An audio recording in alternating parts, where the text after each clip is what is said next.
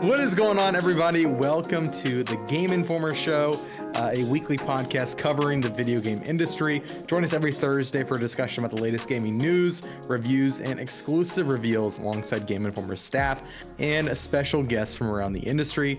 I'm one of your hosts today, Alex Van Aken, and today I'm joined by Marcus Stewart. How are you, Marcus? Hello, I'd like to announce that outside of this intro, I will not be speaking on this podcast, but instead will be playing the flute. Oh, yeah. Okay. Yeah. Listen, we all wanted bars, Marcus, but you're giving us the flute. Yes. 17 years you've made us wait since your last collaboration. And this is what you're giving us? For context, I'm referencing Andre 3000's new album that comes out, I guess, tomorrow by the time this airs, where it's not a rap album or a singing album. He's just playing a variety of flutes. And Alex and I are... is disappointed the word we want to use? I think it is. I don't want to say that he can't do his own thing. If that's what he wants to do, sure. But also... can we get another Outkast album? I mean, so that's the deal with the new Outkast? He's not saying anything? He's just playing flute on it? He's playing flutes. And all the song titles are very weird. And one of the titles is literally, and I quote, "I swear I really wanted to make a rap album, but this is literally the way the wind blew me this time." That is what one of the flute songs is called. Okay. Wind instrument, that's the way the wind blew. I'm sensing a theme here. Yeah. That other voice you're hearing is Kyle Hilliard. How you doing, Kyle? I'm also surprised to announce releasing an album that I am going out of my way to make unsuccessful. I'm here to let you guys know that it will feature none of the things on it that you loved about me from the past. And what were those things? I don't know. The bit ends there. I don't know. Well, it sounds like you got a confidence issue, Kyle. You might want to work on that. This is how the wind blows me. That might be the reason your album flops, Kyle. It's like, I don't know what people love about me. I'm trying to make an album that's gonna flop, is what I'm saying. Okay. Like my so you're doing a good job. Andre 3000. Yes. What's going on, guys? How are you? Pretty good. Yeah. Oh, we went up. We're like, right. I'm in line. I mean, when you're a kid, it usually does. I mean, I don't know if Kyle, you're the father here, so I don't know if you get tested that, but I feel like when your kid speaks higher pitch as you ask them kind of like cutting questions, it's like, are you being... your voice is changing. It doesn't need to. Yeah, usually I think it's like, or it's just like, it's a way to be like, if you say, "How are you?" and you're like, "I'm good," it's like in the back behind that noise is like, it's not good. Yeah, like you're overcompensating. You're like, "I'm great." Yeah, it's the overcorrection. Don't I look good? Yeah, exactly. It's the overcorrection. Well, welcome to the Game Informer Show. Off the top, just a reminder, if you want to support us, you enjoy the show every week, go grab a single issue of Game Informer. You can grab them at your local GameStop or at GameStop.com/GameInformer. Scroll down past our recent reviews and you'll see all of our available issues. They are $7.99. Some of the older ones are $5.99. And this month's cover is Avatar: Frontiers of Pandora. And we got a lot of great stuff in there. We're already working on the next one, and the one after that. It's going to be a really cool, we really are, aren't we? Yeah, really cool issues to close the year out. But yeah, we promised there's words in them, no flutes. Yeah, no flutes. I mean, there might be a mention of flute, but yeah, I guess we can confirm there won't be literal physical flutes in the. I'm gonna say it's very unlikely that a flute is mentioned. Based on what I know, 95% sure there's no mention of flutes. Well, now I'm gonna go on my way to get shove a flute to include it. Yeah, that's the thing. Every issue comes with a free flute, and by that we mean a recorder because those are infinitely cheaper.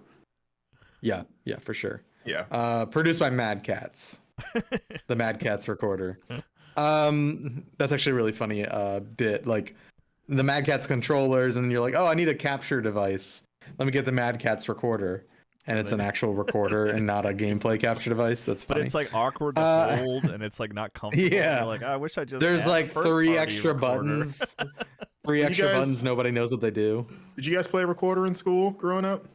No. My kid did, and when she got a recorder, I bought myself one too, and we like played a song together. And then, but now now I couldn't even tell you where that thing is. It has disappeared into some box somewhere.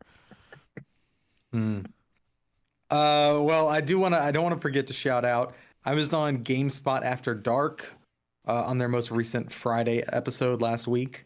Go listen to GameSpot After Dark. It was me, Jean-Luc, and Jake Decker, and we talked a lot about GTA 6 and the new Steam Deck, as well as a couple other things. But it was a good time. It's about an hour listen, Nice. and you can go find it on the GameSpot After Dark podcast feed. Did you ask them, despite me having worked there full time for like 7 months or something like that, why I still have not been on that podcast? Wow, yeah. You're gonna have to take that up with him, Kyle. No, I'll make it over there yeah. sometime. They'll have me on for something, I'm sure. Yeah. The key to doing it is working 5 months on a documentary, and then having the two video guys who geek out about that kind of thing invite you on to talk about it. Yeah. That's all. That documentary, Kyle. It could be about anything. It's you know? gonna be how I can't believe I was never on the GameSpot After Dark podcast. That would actually be a good. I would watch. It's gonna have that. a lot of like Burns style like pan-ins on emails where I was like, hey, I like being on podcasts. I'd love you guys to want come me on. Yeah. Yeah. And they're like for sure, man. Yeah, totally. We'll get you on. The title of it is, I really wanted to make a documentary, but decided to complain about this very specific GameSpot situation. To be clear, is this beef? In case they listen, to be clear, I'm kidding. It's fine. I'm sure I will make it on there at some point in the future. I'm not really that butthurt about it. Off camera, he's got one of them tied up in a chair. I'm sure I'll definitely go on there at some point. For sure, certainly. As he glances off screen menacingly. If he knows what's good for him. Okay. I gotta bleep that silent cuss word you just said.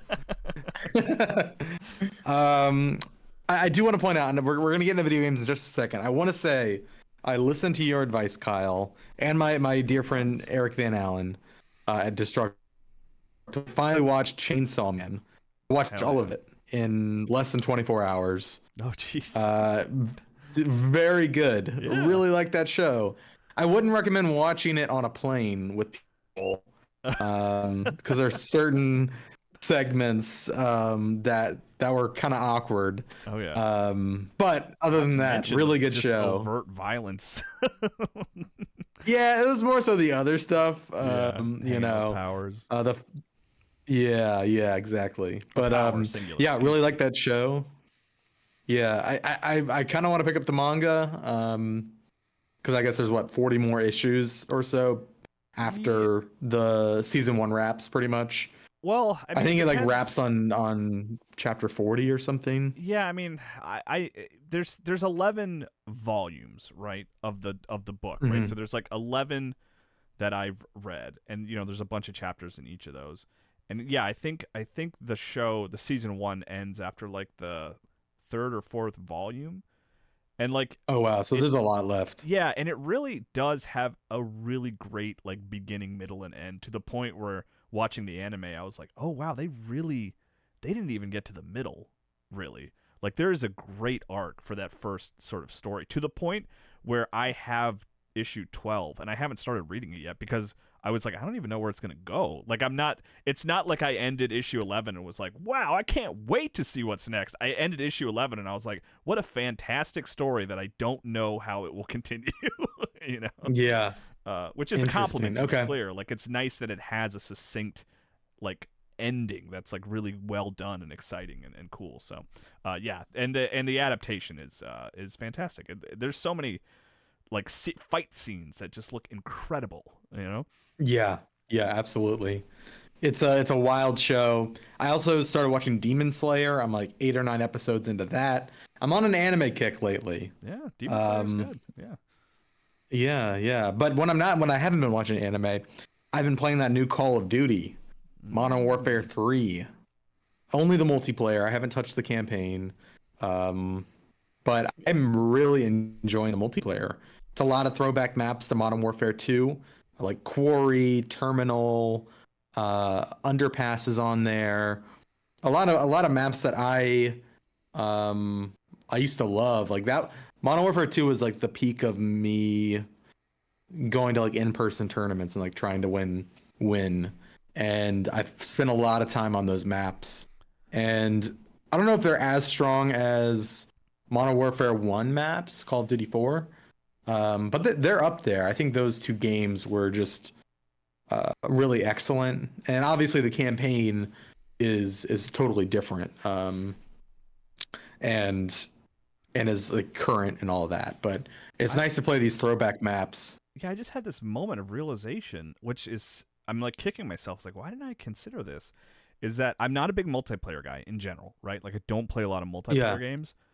And even Call of Duty, at the height of my Call of Duty fandom, which is around this called Modern Warfare, 1, 2, and 3 era, like I was just playing the campaigns and having a great time with them.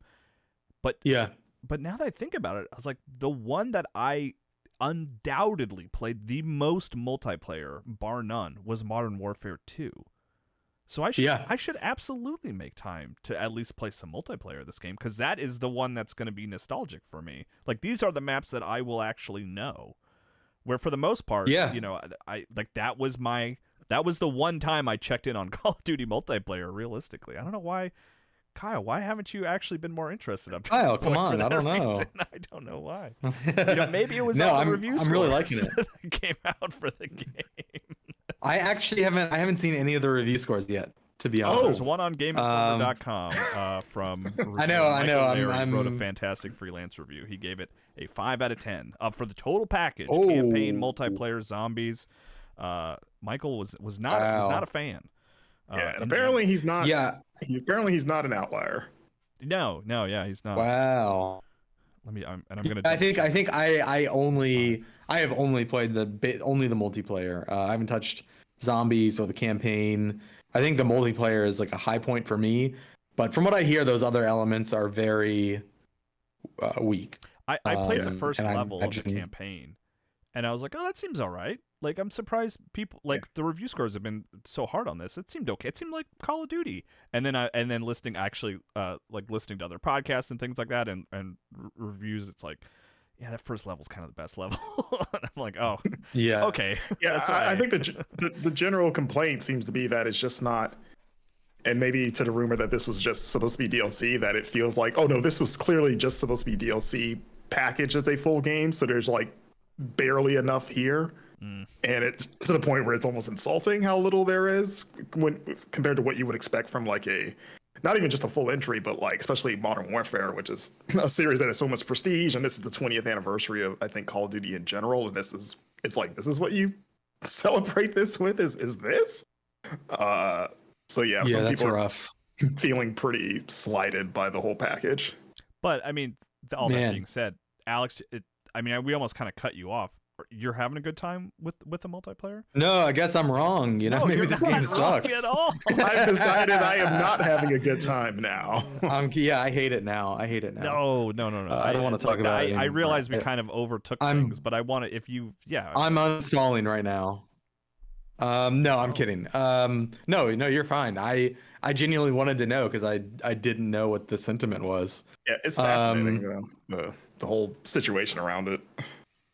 Yeah, that's fair. I think if I was to like review just the multiplayer myself, I have not touched zombies, again, have not touched campaign, I'd give it probably like a 7 or an 8. Okay. So there's fun stuff. That's kind of my level of enjoyment. Yeah. I mean, that seems like the part they would almost have to go out of their way to screw up is like the moment stuff has always been fun in those games of like it's still fun to play multiplayer matches and shoot dudes and get shot suddenly and not realize who did it, and like the flow of those games has always been a lot of fun. And it's like you can't really take that away. You can maybe make it a little tougher with like menu stuff. I think the menus in those games are kind of a disaster, but like it's like once you're in there, like boots on the ground just doing stuff, it's like that part is still a lot of fun. Yeah, and I mean, God, the UI is awful still. I'm trying to remember where it went wrong. It was like 3 or 4 years ago. They I say, do you think we're just used messed to with. it now? We've just accepted it. Yeah. Oh no, oh no, it is rough. But I am getting the hang of it. I'm playing with the I'm sniping a lot actually. And I'm just having a good time like camping and not giving a crap about people yelling at me. Do you get Getting yelled at all a the kill lot? streaks Oh yeah, I do. But I just mute the lobby, or I'm in Discord, but I still see the mics pop up. You assume it's all And for you?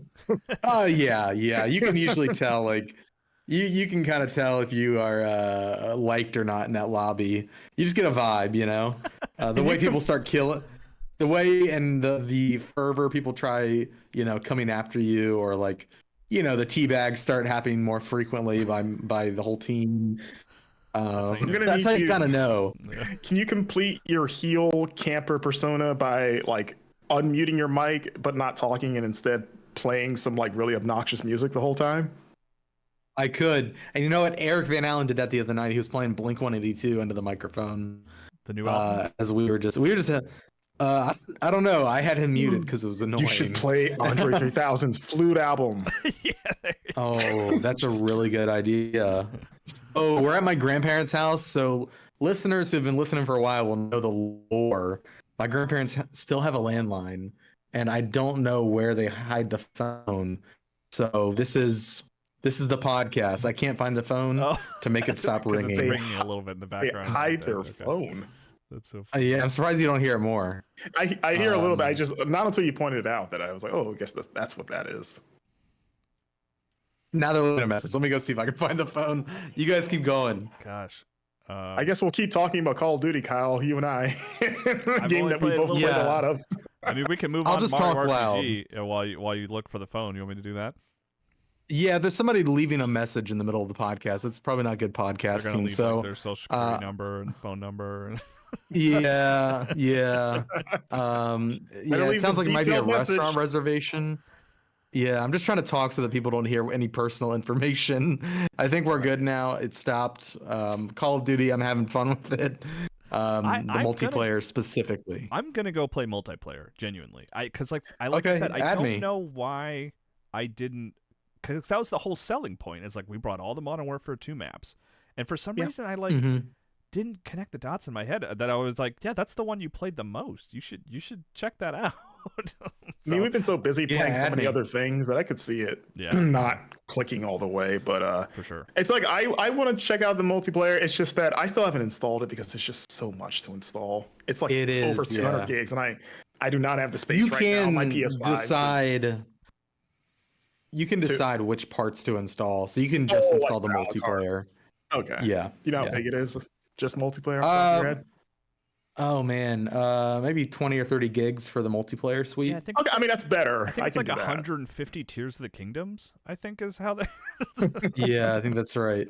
And let me double check because my brother told me that, and I I told don't. him. Yeah, I because feel it's like if I had to install the whole thing, I would have to delete so many games that I'm still actively playing, like Baldur's Gate and stuff. And it's like that's. let me that's not look happening, that up so- right now. Modern Warfare 3. Oh, I think I'm wrong. Oh, that you can't install. piecemeal? 'Cause usually So you if you can get with Call of Duty. zombies, multiplayer and zombies is like maybe 90 gigs. Oh, Call of Duty Okay. now weighs according to IGN. Oh nope, that's 235, not 25. Yeah, I think it's actually maybe 80 gigs. I mean, that's if still you way want better than to- 200 and whatever. Yeah. You know. Yeah, it's definitely more than my brother was wrong. I'm gonna make him listen to this podcast so he can hear me say Call so. him out. Publicly shame him. Yeah, I think it's 80. It looks like it's 80. I'm looking online. But yeah, if you want the whole experience, it's like 200, and I think IGN says 235 gigs, according to a recent news story, November 2nd. God, how many? Okay, I'm curious so- how many Tears of the Kingdoms that really is. That should be the new scale. Instead of gigabytes, it's Tears of the Kingdoms. We can look this up. Tears of the Kingdom is 18 gigabytes. Jesus Christ. Yeah. Oh man, that's, How many Ultra Hands are in Call of Duty? not enough. Oh, a lot. Yeah. God, that's so funny. A lot of Ultra Nintendo Hands. keeps that stuff so small. It's mind blowing. Like Mario Yeah, Wonder and like Mario RPG, I think are all like less than 30 gigs. You know, it's wild. Right. That's awesome. But yeah, that's Call of Duty. It's just been I'm playing on the Arzopa 1080p 240, I think, hertz monitor. They sent it over a while ago, and I've been using it. I've been working with that monitor when I travel, but my grandparents their setup isn't conducive to playing with a PS5 in the living room, and so I've got a little cubby set up with this 14-inch screen or 15-inch screen, and it's doing the trick. I've got it propped up on a box of headphones with my PlayStation next to it, and I'm like leaned in like 4 inches away from the screen at all times. But it gets the job done. So shout out to Arzopa for sending that over. But what else you guys been playing? Who wants to? Should we get into Mario RPG now? Yeah, let's do it. I think by the time you're listening to this, the review embargo is lifted, and then I think the game comes out tomorrow. I think. Okay. It comes out on a Friday. Man, I really had a great time with it. I am a big fan of the original. I love the original Mario RPG. It's like the first turn-based RPG I ever beat and finished, and it was like made me sort of understand the genre, really, like truly. Yeah. And so I was excited for the remake, and like my big takeaway was like, I mean, they made a lot of all the tweaks they made were like little, right? Like there's like they added some mechanics to combat. The game is like paced a little faster. It looks like they did change some localization things. Because I captured some footage of the original game, and I noticed that when you fight Bowser in the beginning, you're like up on a chandelier in the castle, like fighting Bowser, and the chandelier in the original game is called Kink Link, like Kinklink, Kink Link. And then now in the new one it's called the Chandelier. So it's like I think there's probably more changes like that I didn't notice. I guess they just didn't want to use the word kink. Is all. I mean, that's my I think that is my favorite clear version of Link is Kink. Kink Link. So there's like little changes like that honestly like I did not notice. But for the most part, like everything is like all the thing that I was so happy about is like all the weird stuff is still there. Like all the cameos from other franchises. Like you find this shop late in the game that just has like an R-Wing in the back and like a bunch of F-Zero cars just like sitting on a shelf. Like that kind of stuff is still there. That's awesome. And like that's I really enjoyed that part of it. It's still a weird game. And then like the other thing I realized is like despite really having a lot of affection for that game, like I really did not remember many of the details of it. Like I remember the beginning and I remember the end boss kinda, but like everything in between was just kind of like muddy water in my head. So it was like I did kind of get the best of both worlds in that like I got to play a lot of the game that I remembered and enjoyed, but then I got to play like what felt like a whole new game. And like the thing to report on that is that like it's still super fun. Like I had a great time with Mario RPG, and I don't think it's just purely nostalgia. I'm curious if when it comes out, if anyone who doesn't have affection for the original picks it up, like maybe they played Mario and Luigi or Paper Mario, and they go back and play Mario RPG. I'm very curious to see what they think because I suspect they will be very happy with it and have a really good time with it. I ended up giving it an 8.75. Like I really had a good time going back to it, and it wasn't like. Sometimes RPG reviews in particular can be like intimidating, but it's like I think I came in under 20 hours total and even did some of the bonus bosses and stuff like that. So it's just like a nice, breezy, fun, cotton candy RPG with just some weird stuff in it that made me very happy. So I had a great time with it. I really liked it a lot. Nice. I'm sorry, I've only ever played the first hour of the original Super Mario RPG. I've played more of like Paper Mario and Mario and Luigi, so I guess I would be that person to an extent. And I've like when they announced this remake, it was perfect. I was like, I've always been trying to make time to play Mario RPGs. It just felt like this weird gap in my like Mario fandom. So I'm glad to hear that it's as good as it is, even though it's another good game I have to try to fit into this this pile. I got another brick to put into that wall somewhere. But yeah, that's awesome though. I'm psyched. So I'm wondering, guys, you reviewed Sea of Stars too, and I know you have like existing nostalgia for this game, but my only worry would be like, would going to Sea of Stars to this be too like, would it be too drastic of like, because like what I love about Sea of Stars is that it is one of those games, but it modernizes it so much to where it's like the best playing one of those in my opinion. And it's like, is it too soon to start going backwards, even if they like modernize some stuff? I mean, it doesn't feel like a huge step back, if that makes sense, right? Okay. Sea of Stars is the better game. Frankly, if you're going to spend time with an RPG like this year, I think it's Sea of Stars, personally. But like the thing that I like about Mario RPG and the thing that I dislike about recent Paper Mario games is it just feels like a straight ahead, like down the middle RPG, right? Like you fight enemies, the combat's not super complicated. You use items, you use special abilities when you fight the extra strong enemies, and you level up and you keep going. You know, the big incentive to progress is like, who am I going to meet next and what weird place am I going to go? Where like I feel like the last Paper Mario in particular, like they removed the RPG elements, and I hit a point where I was like, well, this combat's interesting, but like I'm not really gaining anything by participating in every combat scenario. Where this is like, it's that little thing. It's like there's incentive to fight everybody, and the combat's pretty fun. So it's just sort of like straightforward. Where Sea of Stars, I think, and I think it is worth comparing them because they specifically call out Chrono Trigger and Mario RPG as like the two primary games that inspired them. Right. And like Sea of Stars adds like some contemporary twists, and they do some interesting things with the mechanics, like the locks system I like a lot, and like makes you think about combat more. Like Mario RPG, you're not thinking about combat as much. Like I would say I did just the standard, like, you know, attack without doing special moves and stuff like that, like 80 to 90% of the time. Like that's like, it's just fun to like enter a fight, punch them really hard, and like move on to the next fight. You know, where Sea of Stars, you are sort of thinking about the combat and what moves you want to use and stuff like that. So like what you get from Mario RPG, and like the thing that I'm saying, like, oh, you should check this out if you're in the mood for this, is like just sort of a simplified, you level up and you get stronger and you get new moves, and you know, sometimes there's really long cutscenes when you use special moves, but you can skip them after you watch them the first time. You know. Okay, cool. Man, what a year for remakes. I know it's what a year for everything, but remakes in particular. Specifically RPG remakes and like throwback RPGs, you know, like Star Ocean and Sea of Stars and Octopath and Mario RPG. Maybe Square looks at this year and says, maybe we finally pulled the trigger on that Chrono Trigger remake. Yeah, I don't know why that doesn't exist yet. Is I think anyone's.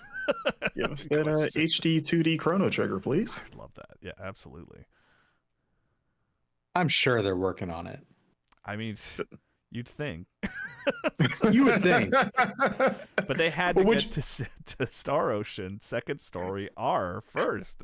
That was crucial that they do that one before they do Chrono Trigger, Alex. Yeah. Do you think they would throw Final Fantasy VII remake money at a Chrono Trigger, like that scale of a remake, or do you think they're like, no, HD 2D? Man, gosh, I feel like that would be the bad choice, even though I would absolutely play that game and be excited for it, because like the quote unquote problem with Final Fantasy VII is like it was very much one of the first RPGs to get out of the gate, like, we're gonna do 3D visuals. Right. And it's like they didn't know how to do 3D visuals yet. There's no consistency of style. Characters look bad, frankly. You know, you only know how to make hands look like paint brushes. Exactly. And then sometimes in cutscenes they're like have normal proportions for inexplicable reasons. So like Final Fantasy VII Remake gives them the opportunity to actually build that 3D world in the way it always existed in our head.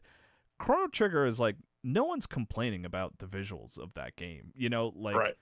Yeah. Toriyama's style translated just fine to 16-bit. So like I don't know that we need to like are you thinking like maybe they make it like 2D anime kind of thing or something? What if you got Arc System Works and it just looks like Dragon Ball Fighters, but as an RPG. That's not a bad idea.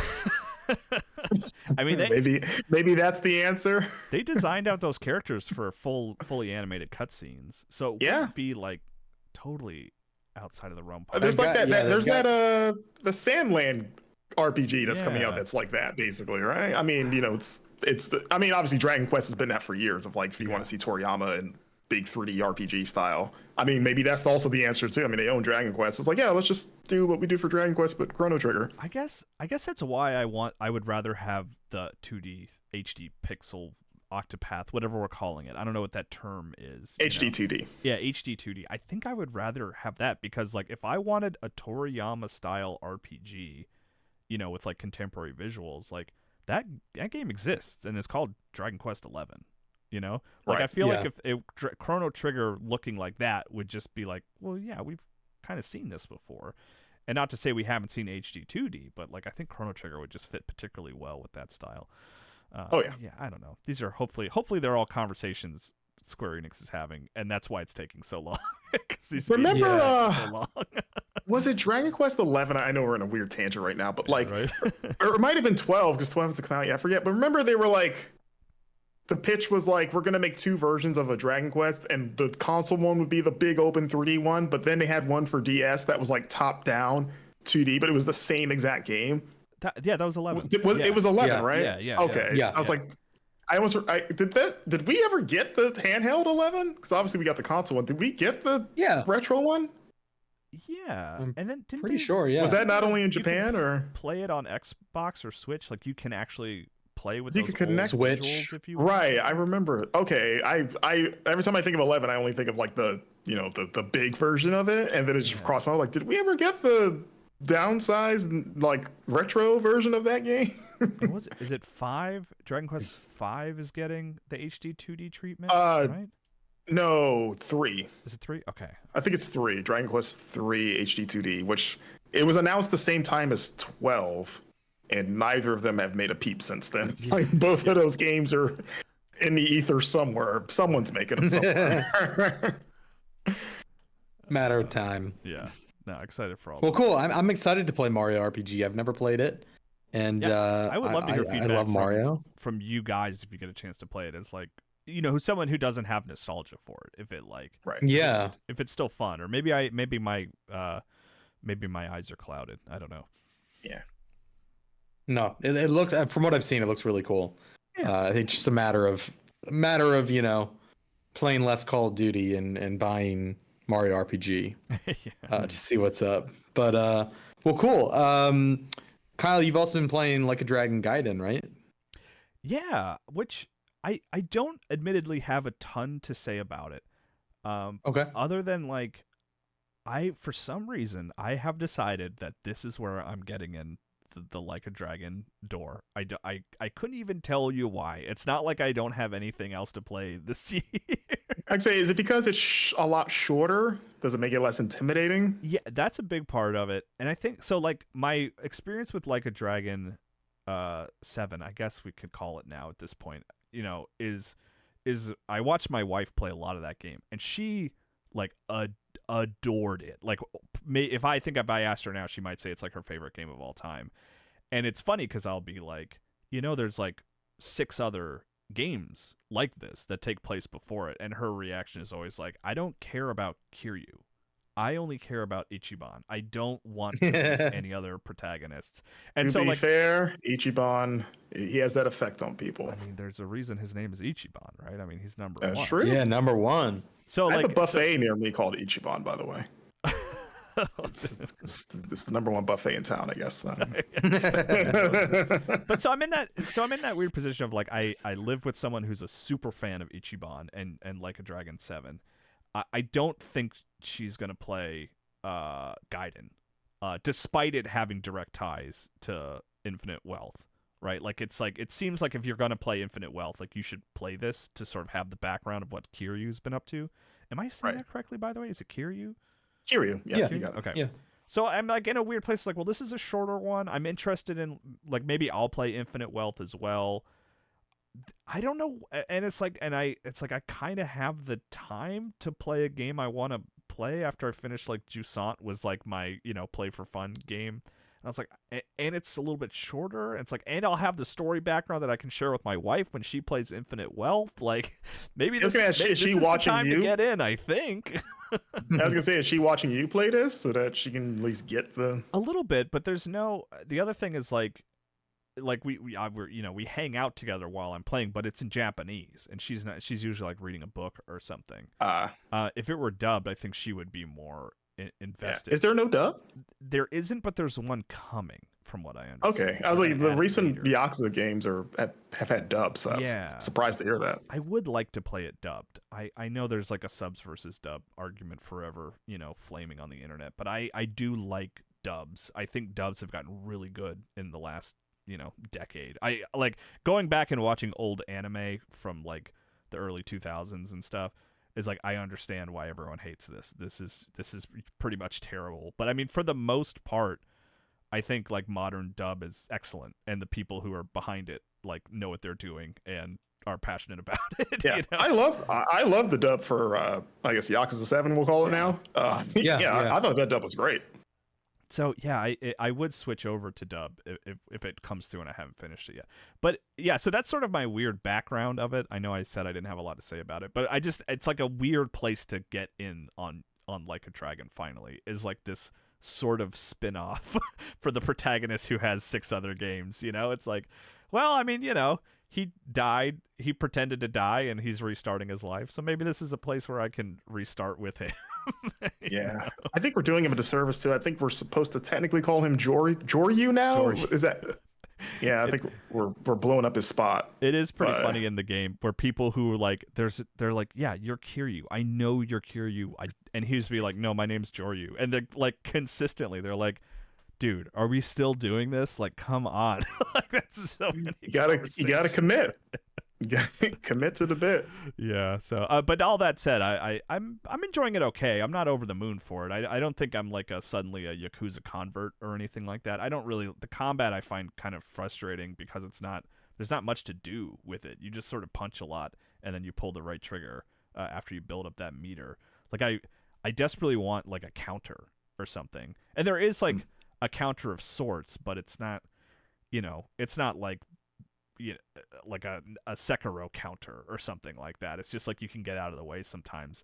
And I've never been the biggest brawler fan in general, So like I'm like sort of like ho-hum on the combat, but like, as everyone has said for years and years at this point, like those worlds are very well realized and the characters are a lot of fun, and that's what sort of pulls you in, Absolutely.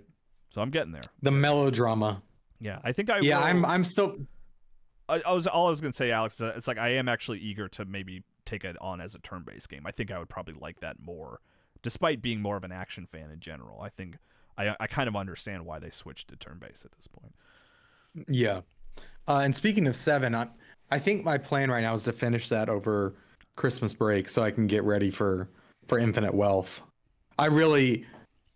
It's one of the few games that has made me cry. Wait, and I haven't finished it. You haven't finished it? Yeah. Oh, I thought Like a Dragon. No. Okay. No, because it was it came out. Was it 2020? 2020. 2021. 2021. Yeah. Is that right? Yeah. It's always. Oh busy wait. Actually, no. I think it was 2020. I think it was 2020. It was very much a pandemic game. I feel. That's right. Yeah. Yeah, that was. I got hired. He was before that game came out. Yeah, because I was like, I remember I know we voted him as like the best character that year, Ichiban, or best dork or something, but it was like in a positive context. Yeah. I just remember there was a whole discussion about that. Yeah, we ended up. That was a very busy time because I just started a new job, and I played I think like 20 hours of it. I got through a fair amount, but enough to know that I want to go back and finish it. So. Yeah, I'm gonna try to do that over Christmas break. We decided we're gonna stay home this year and just relax. And I think I'm gonna try to tackle a Yakuza game. It's a good. Get ready for Infinite Wealth. Yeah. Well, cool. Well, I'm glad you're liking it, Kyle. I'm interested to hear if you stick with it. I agree on the combat. I played Yakuza 0 a bit, and I understood why people like the combat. It's fun, like chucking bicycles at people and stuff. But yeah, it's totally the characters and the melodrama of it all that really sucks you in. And the silliness too when you get into those side missions. Yeah. Yeah, exactly. So much fun. Well, Marcus, you've been playing a new Metroidvania called The Last Faith. Yeah, I heard you really. talking about it. I was gonna say I was like, it's more on the Vania and than the Metroid. This is a Castlevania style thing. I appreciate that distinction, Marcus, because I feel like there is actually quite a thick line between those two games that people sort of like sort of put together unfairly sometimes. Yeah, I would say if you wanted to be accurate, it's a Soulsvania, because those are definitely the two inspirations. I guess this isn't one I don't have a ton to say either, because I'm still early in it, but 2D Castlevania style, and by Castlevania I mean like it's got RPG leveling and mechanics, though it's done in the sort of Soulsy style of like having to go to a dedicated person that says that you level up with, whereas in Castlevania you can do it anytime. It's got, but like even the map, the like aesthetic of the map is exactly the same as Symphony and like all the like Metroidvania style Castlevanias of like, oh, it's blue and you got the little red squares for like save rooms and all that stuff like you see and you go like, okay, yeah, I know how to read this.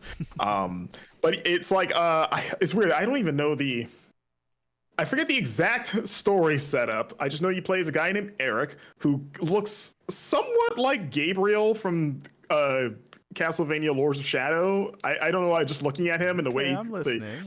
The way they draw his character portrait and his pose, it almost reminds me of the box art for Lords of Shadows. I don't know if that's what they were going for intentionally, but he's got some sort of it seems like he's got some sort of ailment where he's kind of like transforming and he's trying to get that looked at.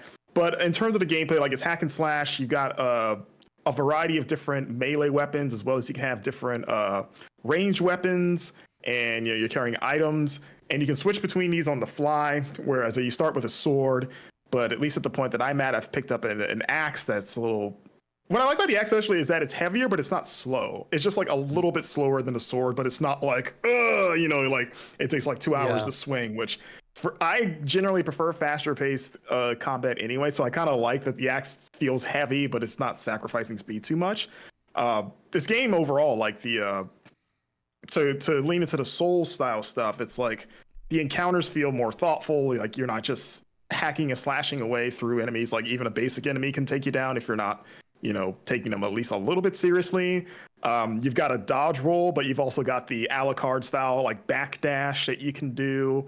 And there's even like executions that you can do to the enemies where if you get them down to a certain point, they'll get a little button prompt and then he'll do like a canned animation. Like there's one guy or like a class of enemies where you like grab their weapon and he just like cleaves their heads open and just blood starts pouring out. And you're like, oh, that looks cool. I haven't reached this point, but I've seen in trailers and just stuff that I've sort of like the areas I've seen where you can get new traversal abilities, like you have a wall jump that you can get. It looks like you can get a grapple hook just based on little points, kind of like hook things in the environment. I was like, I probably need a rope or something for that. It's also a little bit more on the handheld Castlevanias in that you're exploring multiple like big areas and it's not set in like one castle. It's kind of like, okay, you start out in a castle, but then you go outside and then that outside area is kind of labyrinthine. And then you go to another building and that has its own little labyrinth. So it definitely reminds me of like the DS Castlevanias in that sense. Portrait of Ruin specifically. Yeah. That's up my alley. I love those DS Castlevania games, and I also love Lords of the Shadow. So if he kind of looks like Gabriel, like these are all ticks in my pro column. Yeah, it's fun so far. Like the combat feels pretty good. The sub weapons I found, like you get like gun kind of like Bloodborne style that has limited bullets. You can also get like I have like force lightning basically, where he's just shooting lightning bolts from his hand. It can zap ranged enemies. The last sub weapon I got is basically the axe from Castlevania. It's like I think it's like a glaive, kind of like Dark Sector style, but he throws it like the axe. It's got the same sort of upward arc, so you got to use it the same way. Other than that, it's like, yeah, like I said, the soul stuff is what you expect. If you die, you got to go pick your souls or whatever they're called in this game, or you lose them forever. I've only done one boss fight so far who wasn't super difficult. Like, it took like 3 tries before I took him down, and honestly, I only died because I hadn't figured out how to use my health items. Because they don't, like, you have to manually equip them to your hotkey, and I didn't realize that. I thought they would just appear, so I was like, wait, how do I use my health? But then once I did, I was like, okay, I can whoop this guy pretty easily. But yeah, I need to play more of it. But I'm enjoying it so far. I think I'm in the mood for something like this because it's been a while since. I mean, obviously it's been a while since we had a new Castlevania, but I think the last like Castlevania style game I played might have been Ender Lilies, which I reviewed like 2 years ago, and it is also a good one of those if you haven't played that.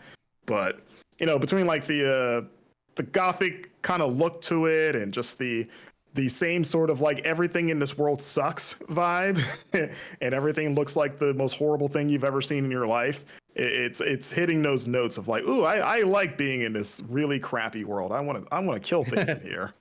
What are you playing on? We have an NGT that should be going up or is up. I'm playing it on PC on that, but I have a PS5 code as well, so I'm gonna start and keep playing on PS5. I only played on PC just because it was easier to capture for the NGT. But I think I'm gonna start a new save on PS5. I think so. Looks like, let's see. Yeah, there's a release date trailer. November Let's say yes. 15th. Okay, yeah, this week it'll be on Switch. Maybe I'll play it on Switch. I was like, if nothing else, it's on.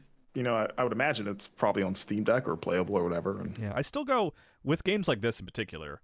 I'll still go Switch over Steam Deck just because, as much as I love the Steam Deck, that is a heavy object, and I love my Switch Lite, which just feels like the weight of like 2 paper clips. You gotta do some like curling exercises to get strong enough to hold the Steam Deck for a long time.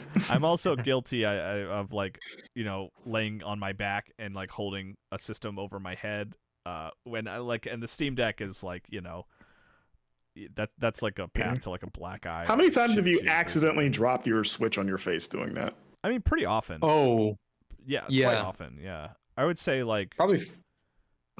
Let's see. I was gonna say maybe month? like 3 times a year, something like that. 3 or 4 times a year. Maybe. I mean, that's. I don't know if I call that often. That's like. It's enough to where you're like aware, like, hey, I can't let that happen again. But I like some klutz that's like, whoa, every Switch I drop my phone. Yeah. I drop my phone on my face sometimes too. Oh yeah. No, Yeah. for sure. Yeah. Yeah, if you did that with a Steam Deck, your face would just look like Gumby. You'd just be flattened, and you would die. Basically, you would have a concussion. Although that Steam Are you Deck all thinking Ultra, about picking up the? Yeah, I was gonna ask. Are you 5% lighter? Yeah. Are you gonna upgrade? No. I mean, I'm glad I waited. Yeah. I don't have that one if you so. don't have a Steam Deck, but I'm good with what I have. The OLED is not a significant enough upgrade for me. I like with the Switch, like Switch OLED. I do like the 30 to 50% more battery life. Yeah, depending nice. on the game, yeah. obviously. I think the thing that I would traveling for work is like. For Steam Deck, I would want it to be a lot lighter and smaller, which I don't think is a reasonable request for that platform, if I'm being honest. Less life-threatening. Yeah. Well, it's just big too. I just would like I mean like my favorite. I love the Switch Lite because of how small it is. Like that's like me too. Platform of choice generally. Yeah, I love the Switch Lite. I look at Kayla sometimes and I'm like, oh, should I make that my main Switch? Because she doesn't use it since Animal Crossing. Yeah. Since she stopped playing Animal Crossing. But did you guys see that? Yeah. Did you guys see that tweet with Dan Reichert playing the Steam Deck OLED inside of a bunch of Steam Deck OLEDs? Yeah, they made it look like a motion capture. Yeah, video, like it was like all an orb. Yeah, like he was just surrounded by like an orb of OLEDs with their lights on, and I was looking at that and I was like, that seems like that would be miserable because if that screen is as bright as it is and they're just like all shining on you while you're trying to play the Steam Deck, it's like, I mean, I hope they use some like good lights or colors that it wouldn't blind you when you want to get out of there immediately. But it was an interesting looking setup. I told him he changed his profile picture on Instagram to him standing amongst those that installation, I guess we could call it. Right. And I was like Valve or something? Like what? I think so. I assumed it was. Yeah. Yeah, I watched the Giant Bomb vlog and it seemed like they were going to Valve, and they didn't even know. They were told it had something to do with Steam Deck, but they weren't told ahead of time what it was. Right. Weird. But yeah. You think they will sell the ones in that ball when it comes out? Like they just pluck it and say like, all right, ship this to Des Moines. Refurbish. Yeah, second hand. Yeah. What kind of percentage if you're gonna buy one of those off that rack? Is 20%, 30% for you to buy? Yeah, for you to buy one of those. I mean, if off it's the rack Steam Decks. If it's not coming with the other stuff, it comes with like the case and shit, and they're just like, here you go. I mean, probably like 30% minimum, right? 20% minimum. It's used. It's used. They gotta mark it down. But would it be an upcharge because it was used in a lot of this marketing material for the old? I mean, they're not shining it on Taylor Swift. I don't know why it would be. No offense to Dan Reichert, but yeah, he's not Taylor Swift. That is true. No, I mean, yeah. They use it in the commercials for the thing too. I get what you're saying, but it's like it's not that situation. Like, hey, this was like this how was much in the would you presence of buy? Someone famous. How much would you buy the Switch from the original rooftop Nintendo Switch commercial, the one that the girl carries like to the parties? You think they still have that exact model somewhere?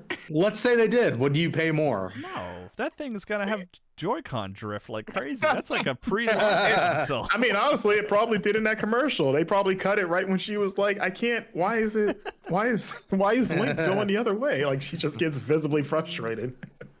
That's funny. No, that's nothing to me. But maybe if it was like in a movie or something that I liked, maybe that would make it a little more enticing. But yeah, if Leonardo DiCaprio was that in Wolf of Wall Street where he sits up, but he has a switch in his lap when he sits up and points. Yeah, exactly. Yeah, I'll pay premium for that one. Wait, that's in Once Upon a Time in Hollywood. Oh wait, sorry. Yes. Yeah. For some reason, I get this. Wait, was it? I thought it was Wolf of Wall Street. Neither of those movies take place in present day. No, I'm just saying it doesn't make sense. DiCaprio. But I'm just saying. Let's just say he's pointing at the TV. Yeah, he's pointing at the TV in Once Upon a Time in Hollywood. Okay, you know what's weird? I get those movies mixed up for some reason, and I don't know why. But maybe because they're each like 3 hours long. Maybe because they're both super long. Yeah. But yeah, I guess to Kyle's point, it wouldn't make sense either way. But let's just say that it did.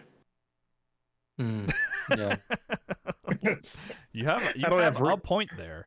Let's just say that they did it anyway. I wouldn't buy it. No, I don't think. If that's the question still. We've lost the thread. It smells like Leonardo DiCaprio's crotch. I'm good. 75% discount. I would. Marcus, you wanted to talk about the Game Awards predictions. We had the nominations that released this week. Game Informer was part of the judges panel, and it has incited some conversation about indie games and Dave the Diver. Poor Dave the Diver didn't even ask for this.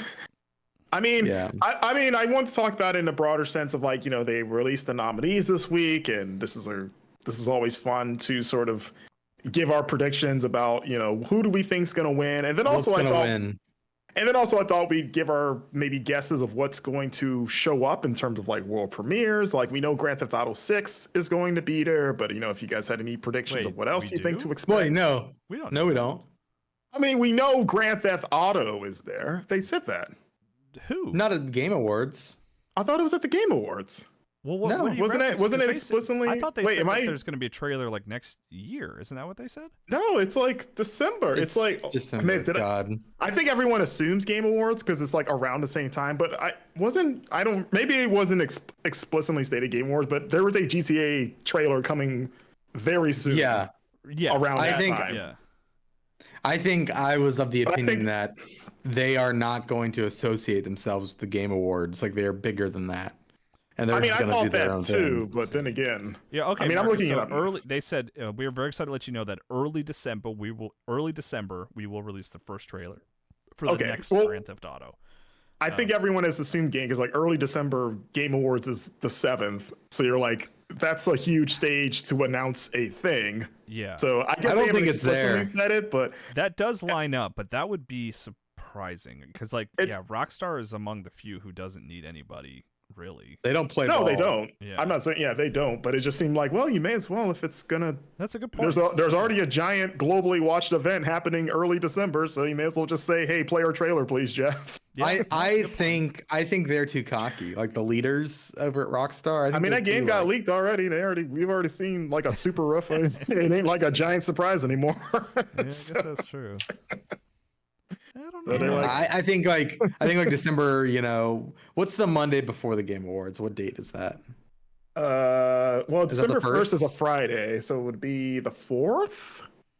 Gosh. I could see like December 4th. We wake up on a Monday. Yeah, and they're well, like- if they said early December, why wouldn't they have just said the Game Awards? I guess. Yeah, I don't know. I mean, that's a good point. I mean, they just hate. I mean, especially if Jeff knows it's going to be there, he would be hyping it. To heaven, exactly. like we got GTA 6. I know. Yeah. the next Grand Theft Auto, to be clear, it's not. They called it the next. Yeah. Grand Theft We're calling it 6. They haven't called it anything. It's Grand Theft Auto Online 2. Auto. That's not what I want. Honestly, that would be hilarious just for the reactions. But, okay, Yeah. well, I guess we don't know for sure. My mistake. But I guess there's Yeah. a slim window it could There be is. there. Yeah, no, yeah, there is for sure. Weird messaging aside. But regardless, it's always fun to sort of like go down the list. I'm not saying we have to hit all of these, especially the like esport content creator stuff. That's not really our bag.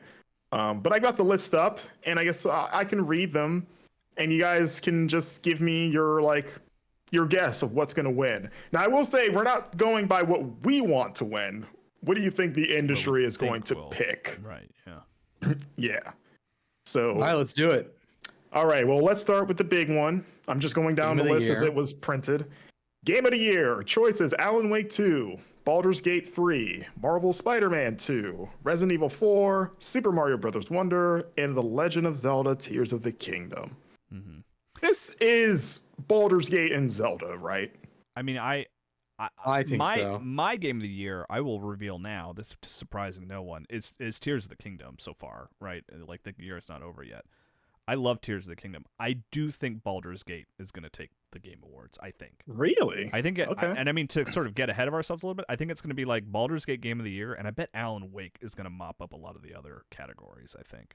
So is it worth pointing out that apparently I didn't watch them, but I heard the golden joysticks that just happened. Baldur's Gate swept. Oh, yeah. Apparently it That's cleaned house surprising. there Yeah. like crazy. So it's got that momentum coming in, which if we're looking at it like a Golden Globes Oscar situation isn't like the running thing. It's like, oh, if you win the Golden Globes, you're gonna win Yeah. the Oscar. I do think. Yeah, so. I think it's Baldur's Gate 3. Yeah. Yeah, I want to say Zelda because it seems like but I think this is one of those situations where it's like I don't even say mild surprise because like obviously Baldur's Gate took our circle by storm, but I think it'll still be mildly surprising. Like, wow, we actually did it. It is Baldur's Gate. Okay. I feel like also this year, I think Tears of the Kingdom for a lot of people met really unreasonably high expectations, right? And Baldur's Gate exceeded all expectations, and that goes a long way when it comes to award talk. It's Yeah. like if you have the student who always gets A pluses turns in another A plus, and the student who just transferred in from Kickstarter throwing in an A plus, you're like, well, where did this person come from? This kid's a genius, and you're like, I've been making A's since you've known me. I want to know more about being a crowd-funded student. Is it? What Baldur's Gate was that not a means Kickstarter, was it? exactly. I made that up, didn't I? Don't they have some kind of weird crowdfunding? or Actually, wasn't it like in the very beginning? Didn't have sort of crowdfund campaign. The earliest thing I remember was the Stadia tie-in. something? Okay, yeah, there was absolutely a Kickstarter here. Okay. Okay, we didn't make that up. Oh no, All right. this is for Divinity. Okay, I don't know what I'm talking Oh. about. Never mind. Ignore All right. me. Best game direction, which is literally every game I just listed minus Resident Evil 4. See, I think Alan Wake takes that one. I think Alan Wake takes it as well. I'll Because go it's with such that a too. focused, specific idea. It feels like a game that was directed more than, specifically Baldur's Gate and Tears of the Kingdom. Like the thing that's so lovely about those games is they don't feel directed. They feel directed by the player. Right. Yeah. Alan Wake feels directed by a studio called Remedy. That feels right. Also, listeners, if someone brave soul want to keep tally, because I'm sure we'll we'll recap the show after the Game Awards. We'll see how right we were. Best narrative: Alan Wake 2, Baldur's Gate 3, Cyberpunk, Phantom Liberty, Final Fantasy 16, and Spider-Man. I think what is not what I would vote, but I think what's gonna win. And I say that because I haven't played it yet, but Spider-Man 2 feels like it's gonna win best Really? narrative. My vote would be Baldur's Gate 3. Maybe Alan Wake 2 could win this. I think Baldur's Gate takes it again. Again, we're speaking to like what we think will happen, not necessarily our personal votes. Yeah. Yeah, I think Baldur's Gate. I think the only one that might take it is Alan Wake. Sure. I could see it swinging. That's like the dark horse, I guess. But actually, the dark horse for me would be Final Fantasy. But I think it's Baldur's Gate. Best art direction: Alan Wake, Hi-Fi Rush, Lies of P, Super Mario Brothers Wonder, and Tears of the Kingdom. See, like I think there's gonna be people that look at Hi-Fi Rush and see how different it is, and vote for it for that. I could see the same thing for Mario Wonder. These are people in the industry voting. These aren't like fans. 120 outlets. Yeah. Yeah, I know, but I feel like I would pick Alan Wake 2, but I don't know if Alan Wake wins that category. I think Alan Wake takes it. Yeah. I think Hi-Fi Rush takes it, actually. All right. I think it's got a little bit more visual eye candy that might be a little too hard to deny there. I think when you look at screenshots, yeah, Hi-Fi Rush, like, very quickly, has this very apparent art direction. Whereas Alan Wake 2... You got to dig in there to really appreciate it. And screenshots, it looks like a game we have seen before, right? It very much looks like a Naughty Dog game in terms of like lighting and all of that. But in motion and It's like with all the visual place. effects, I think in motion it takes the cake. But I think Hi-Fi Rush is gonna win it. All right. We all say well, you're saying Alan Wake, Kyle? I'm saying Alan Wake, yeah. Okay. Best score in music: Alan Wake 2, Baldur's Gate, Final Fantasy, Hi-Fi Rush, and Zelda. I think Final Fantasy takes it. Yeah. I think Final Fantasy takes this too. Yeah. We did it. Okay. We're overall Final Fantasy. Gotcha. Best audio design: Alan Wake, Dead Space, Hi-Fi Rush, Spider-Man, and Resident Evil 4. Yeah. Again, I think it's Hi-Fi Rush. Again, not necessarily just because of some of the... Not necessarily what we would personally vote for, but I really do think Alan Wake is going to take a lot of these other categories. I think Alan Wake will take this one too. Like I said, I think Baldur's Gate, Game of the Year, and I think Alan Wake's going to sweep a lot of other secondary categories. I think Alan Wake's the front runner, but my gut tells me it's going to be Hi-Fi Rush and a mild surprise. Sure. Yeah. Here's an interesting one. Best performance: Ben Starr as Clive in Final Fantasy.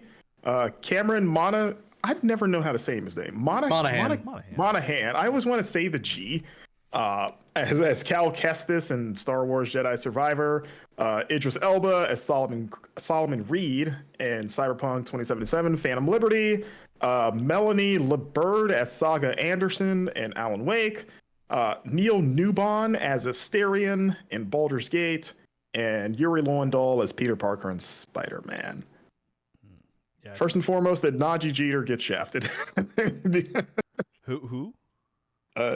Miles Morales' voice actor. I didn't love Peter's performance in that game. I like Yuri Lowenthal's performance as Peter Parker quite a bit. Actually, Yuri Lowenthal's Peter Parker. I just like, and it all comes back to just me not liking mean Peter Parker, but I just didn't really like when he was like, oh, I'm Peter, but I'm mad, I remember when he said that. That's not even on Yuri. That's more just like the sort of writing. That's the game. That's just the lore. But I think I think this either goes to Baldur's Gate, or I think it goes to Final Fantasy, just because the actor has been so like connected to Clive, as like he's become like he has embraced that role so much that like he's become kind of a meme to a certain degree. I think Like, there's he going to be loves a being camp. Clive so much that he did such a great job with it that people will take that into account with their votes potentially. I think so too. Like his performance is fantastic, and it's might be my personal favorite on this list. But I think, as you said, like if you ever know the story of how he got that role, like he didn't audition for Clive initially. Like he auditioned to be like a random NPC, and Square liked his voice so much that they had him read Clive's lines because they're like, "Whoa, hold on a second." So he got it just by accident, basically. Oh, nice. And that's just such a fun like underdog story. Yeah. Of like not even getting the part, but like knocking it out of the park. And I think fans are gonna want to reward that. Of like, man, it'd be cool if he went from like wanting to be, I don't know, random shopkeeper number 45 to Game Award winning protagonist. Yeah. So I think that combined with his performance, I think it's gonna be Ben Starr all the way. I think it's Ben Starr as well. Yeah. Shout out Ben. You're probably listening to this. He doesn't listen to a lot of podcasts, right? Hi, Ben. He was in our stream one time. Oh, there you go. Yeah. Innovation and accessibility. This is one maybe I don't know as much about just from not digging around in all of these, but Diablo 4, Forza, Hi-Fi Rush, Spider-Man, Mortal Kombat, and Street Fighter. I think Street Fighter is going to win it with the dynamic control scheme. Yeah, interesting. Yeah. Where you can play the game with one button. Spider-Man 2 has a lot of good stuff though, like the way you can remap stuff to like the D-pad and like slow the game speed down, which is a really cool touch. I think I might lean Spider-Man 2, but it might come down to Spider-Man and Street Fighter because of that. I think Street. I'm sticking with Street Fighter. Yeah. Okay. Follow Alex on this one. I'll follow you on that. To the gates of hell, Alex. That's not where I want to go. I'm not planning to go there. Well, if you end up there, we're saying we'll be there with you. Okay. Yeah. Okay. Thank you. Games for Impact, maybe the second most nebulous category of the Game Awards of what does it actually mean now? But feel something. Because other games don't. I don't. A Space for the Unbound, Chance of Sinar, Goodbye Volcano High, Chia, Terra Nil, and Venba. So here's why I think a Space for the Unbound will take this, is because that game came out early in the year when we weren't completely overloaded with video games, and so quite a few people played that game. I think fewer people played the rest of the games on this list. I think it's that or Venba. Yeah, but I'm gonna lean Venba. Okay. I think. I played Space for the Unbound. I haven't played Venba, which kind of like makes me biased towards Space for the Unbound, Yeah, I've played 2 of these games, which is Chia and Terra Nil. My heart it would be pretty cool to see Chia. That'd probably be my personal vote. Yeah. Yeah, I don't know what people. I assume we all have our own like definition of what is a winner in this category. I think we understand the category in maybe somewhat different ways. So it's like if my definition doesn't fit yours and something else wins, I'll say, I'll say Chia. Why not? I'm going with Venba. All right. What was yours? Okay, we're all different on this. Yeah. Okay. So we'll all be wrong. Correct for the category. Best ongoing game: Apex Legends, Cyberpunk 2077, which is an interesting one, Final Fantasy 14, Fortnite, and Genshin Impact. Alex, you can probably speak to this one the best, maybe. I would go Cyberpunk, because if I look at this list, I was like, well, if we're gonna ongoing game, there's only one of these games that I played that I got excited about this year, and it was Cyberpunk. It's weird. Yeah, but it's not a live service. Yeah, because I feel like they should call this live service. Yeah, because then every game is an ongoing game if it gets updates and expansions. Right? Yeah, that's true. I mean, I think Fortnite will win, but yeah, I think Fortnite will win too. Sure. I don't think Final Fantasy had any super big things this year. Like a lot of that stuff is next year, like Dawn Trail and stuff. So yeah, we'll say Fortnite. I think it's Fortnite. I mean, community support. This is another one I don't know. I can read them off. I feel like it's gonna be Final Fantasy 14 or Baldur's Gate. Yeah, the other three are Cyberpunk, Destiny 2, and No Man's Sky. Which, I mean, No Man's Sky is always like low key the winner of this, it feels like, because they do so much and it flies under the radar more often than not. But I then feel you like look- it flew under the radar more so this year than Well, we previous got the other years. No Man's Sky, Starfield, that's why. That's right. Mm. Yeah, I don't even have a good guess for this one, frankly, if I'm being honest. I'm gonna I think. feel like it's not Destiny. I feel like there's been some like no bad will to where I'm like, I'm surprised it made the list. But, Me too.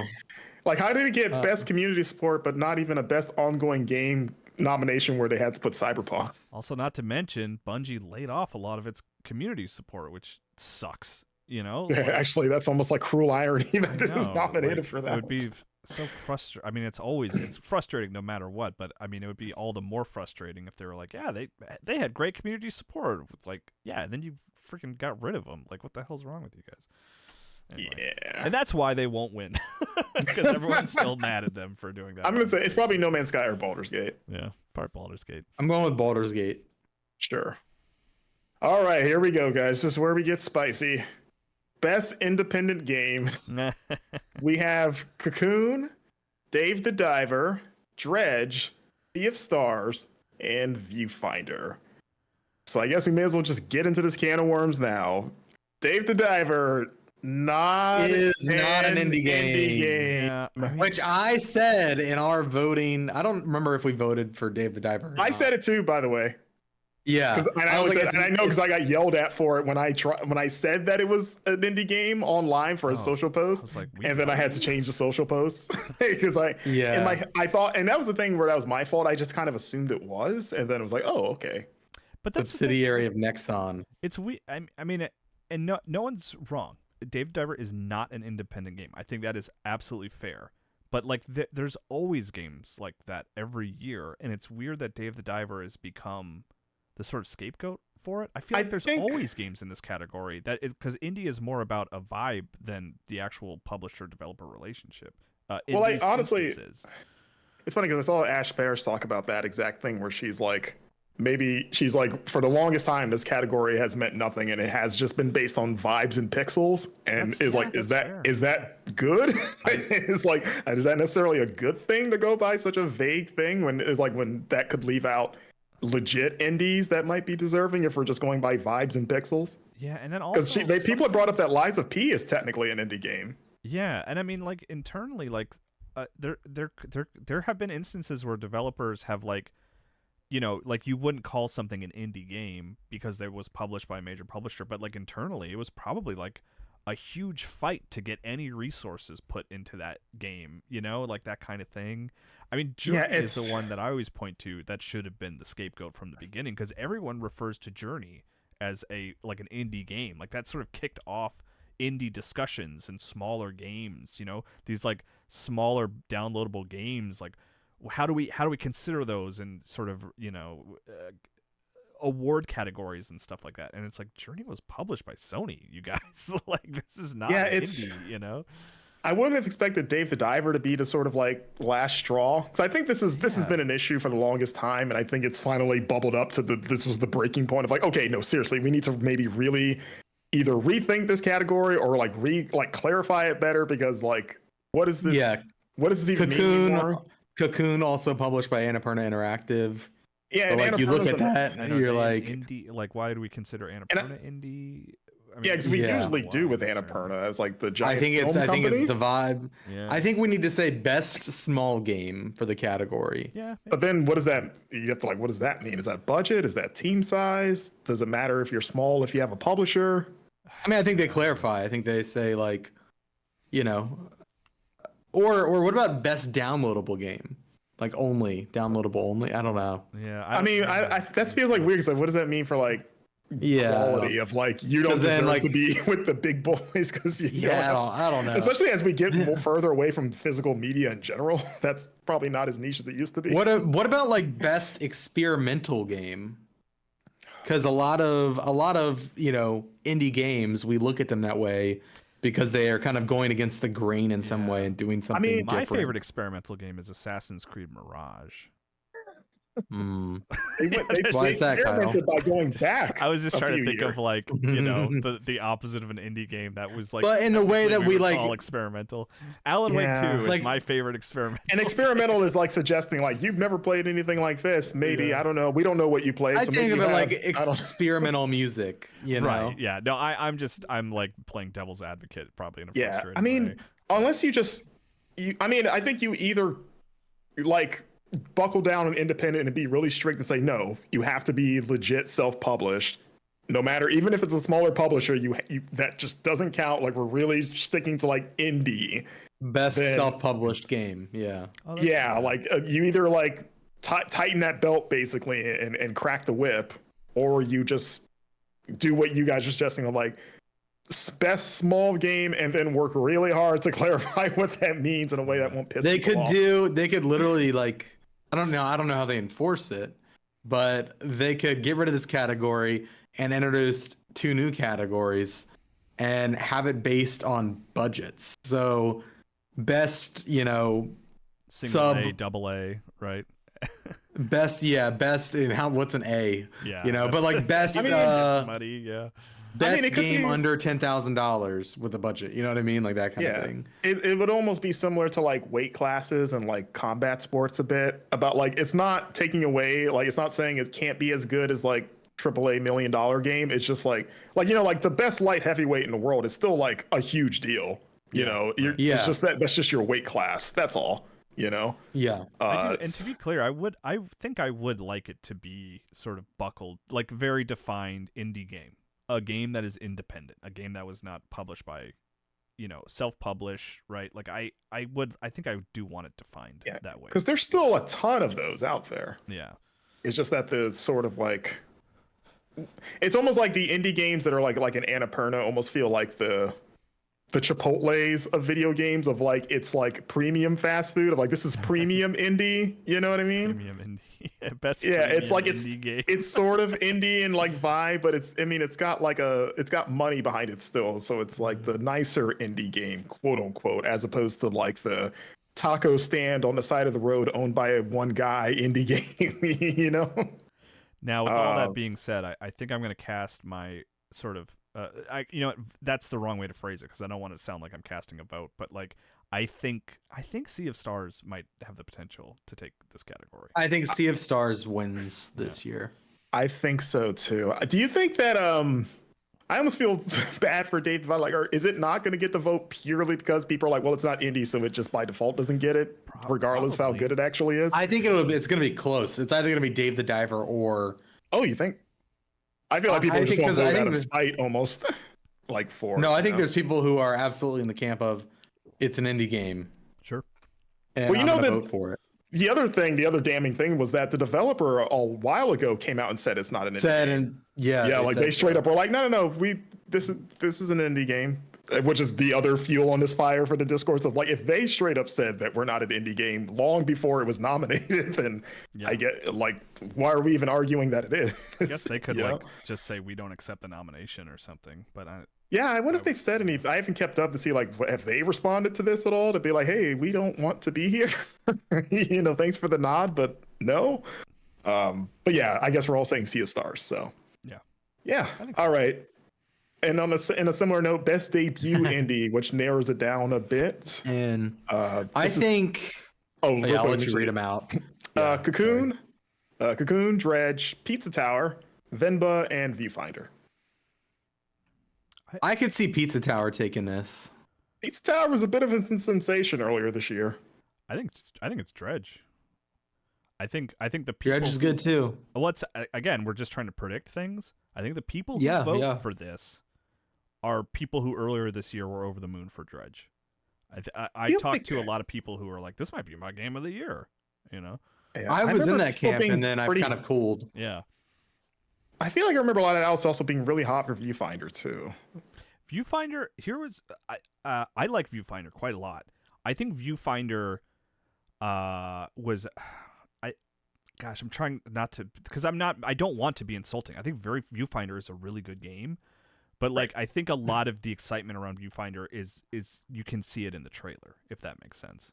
Sure. Like it's like that's really cool, and then you play it and you're like, wow, that was exactly as cool as I expected it to be. You know? Where something like Dredge or Cocoon, which would be my personal vote, I really like Cocoon a lot, were kind of more like surprising, and you weren't really sure what you were getting into. Where Viewfinder like presented a thesis and executed on it really well. And I think that sways the vote somewhat. This is so silly because we're just talking about we're guessing what other people think. But, you know. With that said, I will also go Dredge. So yeah, I'm gonna skip. I'm sticking to Pizza Tower. Okay, that'd be a fun surprise. I don't know what that is, other than a tower of pizzas. You know, it's like a platformer, pretty much like a high-speed platform. It's pretty big in speed. It's supposed to be like Wario. Yeah, like Wario Land Lands. inspired. Oh, yeah. I love Wario. I've been meaning to play it, but I haven't gotten around to it. About this. The hell's wrong with you guys? Where have you been all my life? I'm gonna skip mobile and AR VR, unless you guys really have something to say there. I'm gonna get to the genre. No, yeah, let's jump around. We're going long today, so. Yeah, action game, best action, Armored Core, Dead Island 2, Ghost Runner 2, Hi-Fi Rush, Remnant 2. This feels like Hi-Fi Rush is to lose. Oh, okay. Conflict. I think Armored Core wins it. Yeah. Okay. I feel like the industry was so enamored with Hi-Fi Rush that I think it takes it. So I see where you're coming though. Spider-Man's not on that list. No, it's in it's action adventure. Okay. Yeah, I think maybe Hi-Fi might be taking it. Yeah. Yes, Hi-Fi, Kyle. Because we're almost there. Action adventure, like we mentioned, Spider-Man, Alan Wake 2, Resident Evil, Star Wars, Zelda.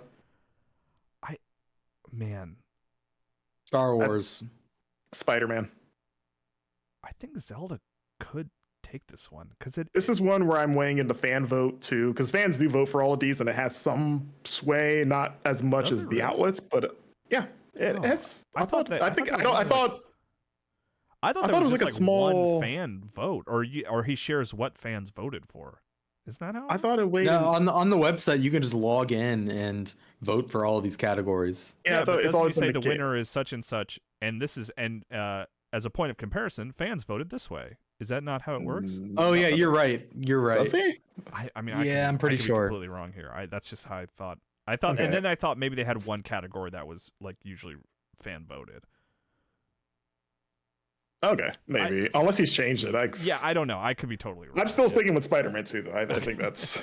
I don't think that's... It's too strong. Yeah, the reason I think Zelda might... And maybe it's just like me just thinking about, what would I vote for? Is like, Zelda's like not the best action game of the year, but it is like my favorite action and adventure game of the year. You know, when you have both of those things, like the adventure of Zelda is undeniable. I can't even like...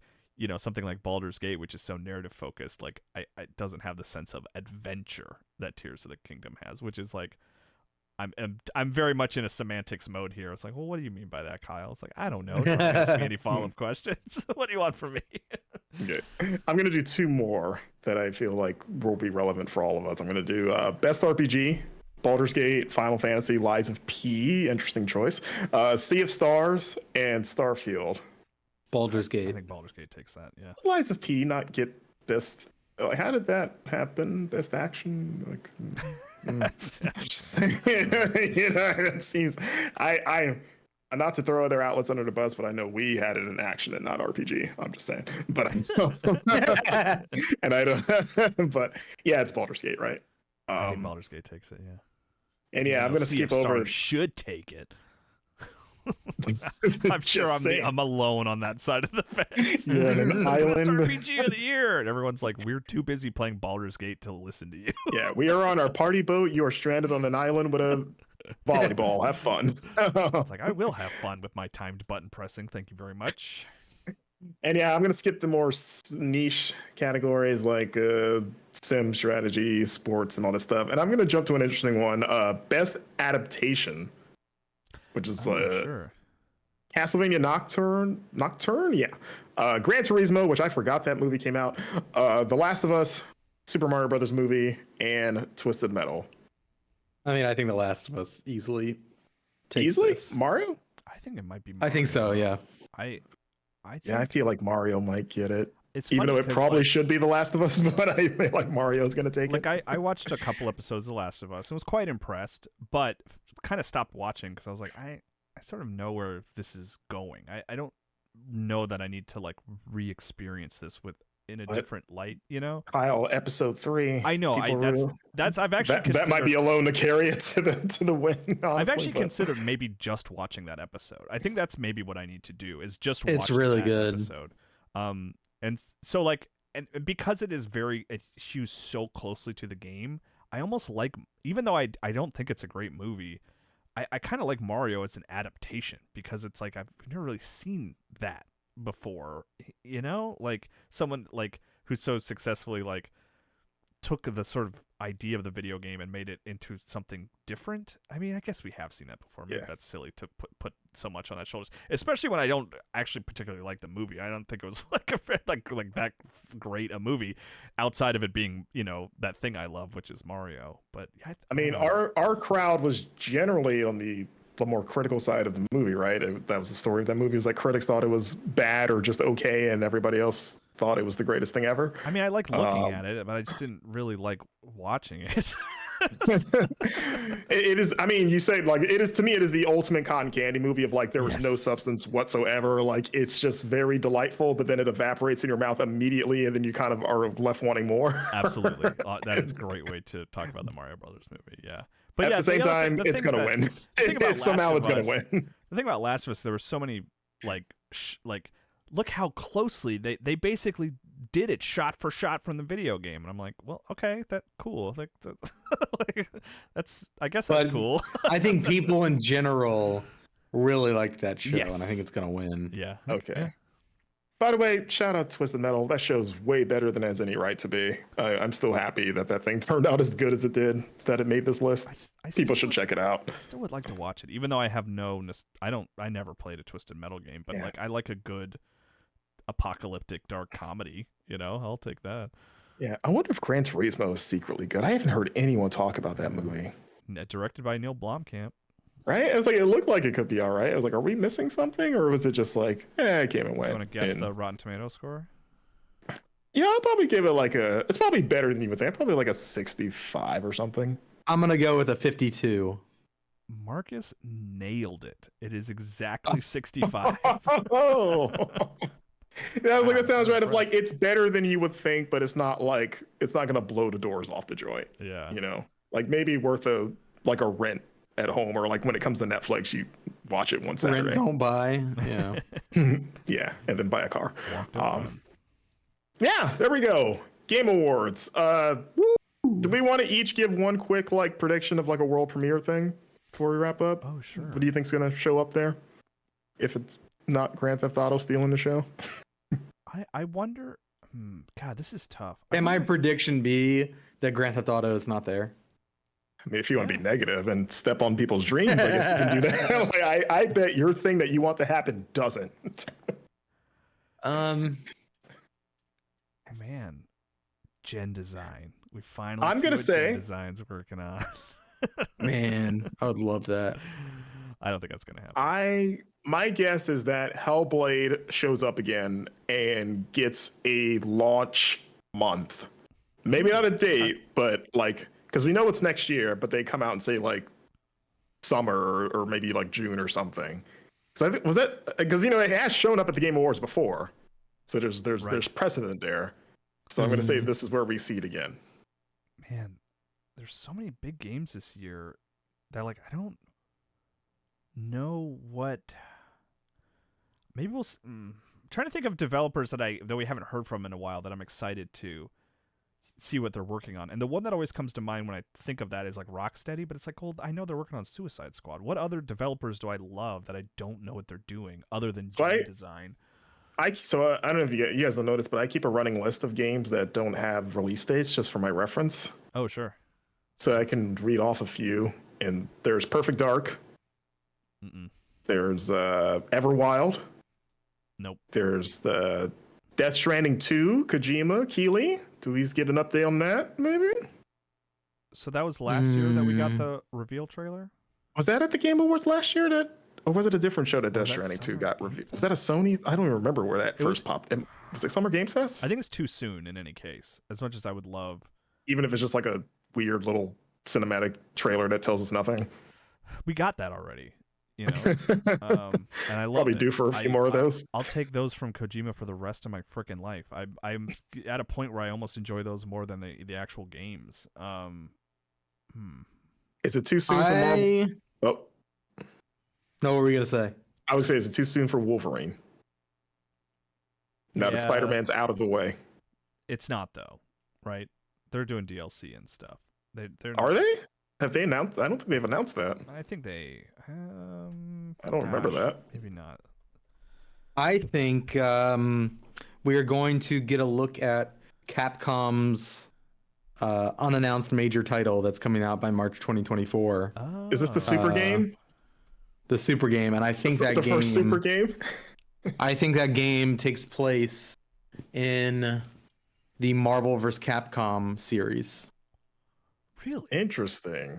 For those that don't know, Capcom announced this initiative. What was it, last year, that they were going to make what they called super games? And I forgot what the definition of that was. I think it was kind of vague, but I remember them referencing old IPs that had been dormant, like Crazy Taxi and like Space Channel. Oh, not Space Channel 9, but like God, what else they said? Onimusha. Was Onimusha one of them? I remember them saying Crazy Taxi by name, but I don't know if they meant like we're gonna do that, or they were just saying like we could do that. I don't know. Onimusha's Netflix adaptation premiered recently. There's an Onimusha anime on Netflix right now. Maybe they're getting ready to do some more Onimusha stuff. Okay, but you're saying that's your guess is Super Game makes its debut. Yeah. Okay. So yeah. Do I have to pick what series? Does that make it more fun? Nah, you could just say it's just the Super Game. I as long as I guess if they make it clear to us that whatever they show, like this is the Super Game, this isn't a regular game. I'm thinking. I think. How about this? I think we get. I don't know if they're gonna say Super Game. Yeah. Oh wait, but the major was it Capcom or Sega that said Super Game? Sega said Super Game. Okay, you said Capcom. Capcom recently said there's a major unannounced game. Oh, am I getting them mixed up? I think I thought you meant Sega because you brought up Super Game. No. Okay, then I didn't say Super Game. You had Super Game. Well, I said Super Game and you agreed with me. Well, I was like, I guess they called it a Super Game. I don't know. You didn't question it. Know what he's talking about. I've been talking about something else completely this whole time. So I'm thinking about Sega. You're talking about this. Oh, the actual Super Game. Yeah, like their straight up thing that they put in a document and said we're doing this. I thought you were just using, a synonym for major unannounced title. I'm just really excited about it. It's a super game. Yeah, this is a totally different thing. No, I'm talking about the Capcom major unannounced title. And I think since it's not Super Game, I'm going to say it takes place in the Marvel vs. Capcom universe. Okay. Because we had Marvel vs. Capcom 2 at EVO. And we had that cabinet come out this past year. It seemed like working with Marvel for Infinite was kind of a nightmare for them. I don't know how eager they are to get back on that train again, unless things have gotten better with that. Was it 4? Yeah, the last one that wasn't very good because of apparently Marvel being harder to work with because they were like, well, we make a lot of billion-dollar movies now, so we can demand more. So here's one I will off the Capcom idea. I think Monster Hunter World 2. I think we will see that. Ooh. Like trailer. I feel like it's been enough time now for Monster Hunter, right? Yeah. I mean, I know they did the Switch Rise. Yeah, they did Rise. But that was like a smaller thing. Yeah. I think World 2. Like the true successor to World. Yeah. Maybe it's not called I bet it is called World 2, honestly. Yeah, I think that name is too universe. Yeah. Maybe they call it Super Game. It's Super Game. But I think that's my sort of like if we're gonna sort of try to predict a specific game, Monster Hunter World 2 with maybe a different title will be at TGA's, I think. Okay, I'm gonna say now. See Shadows of the Erd Tree. Shadow of the Erd Tree. Oh, the Elden Ring DLC. That's a good guess. Yeah. Is that supposed to be next year? I forget if From Software gave a window for that because I could see that if it's a 2024 thing. I don't believe Elden Ring has a long in the announcement. Yeah, That feels and like that one of game. those- The original. This feels like one of those like expansions that we're gonna like. They're gonna finally unveil it, and it's gonna be like huge, and they're gonna sell it separately. It's gonna be standalone. You know what I mean? They're gonna be like, well, Yeah. we were gonna make a DLC, but we like- got away from us, and now it's Miles Morales. you know?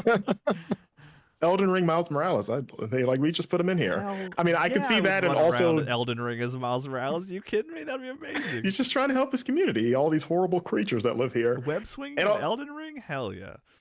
And I could also see Jeff building up to that reveal with like his really emotional build up where he's like, this is the greatest thing that's ever happened to me. I can't believe I have the privilege to announce this. And he's like near tears as he, and you're like, oh my God, he does it all the time.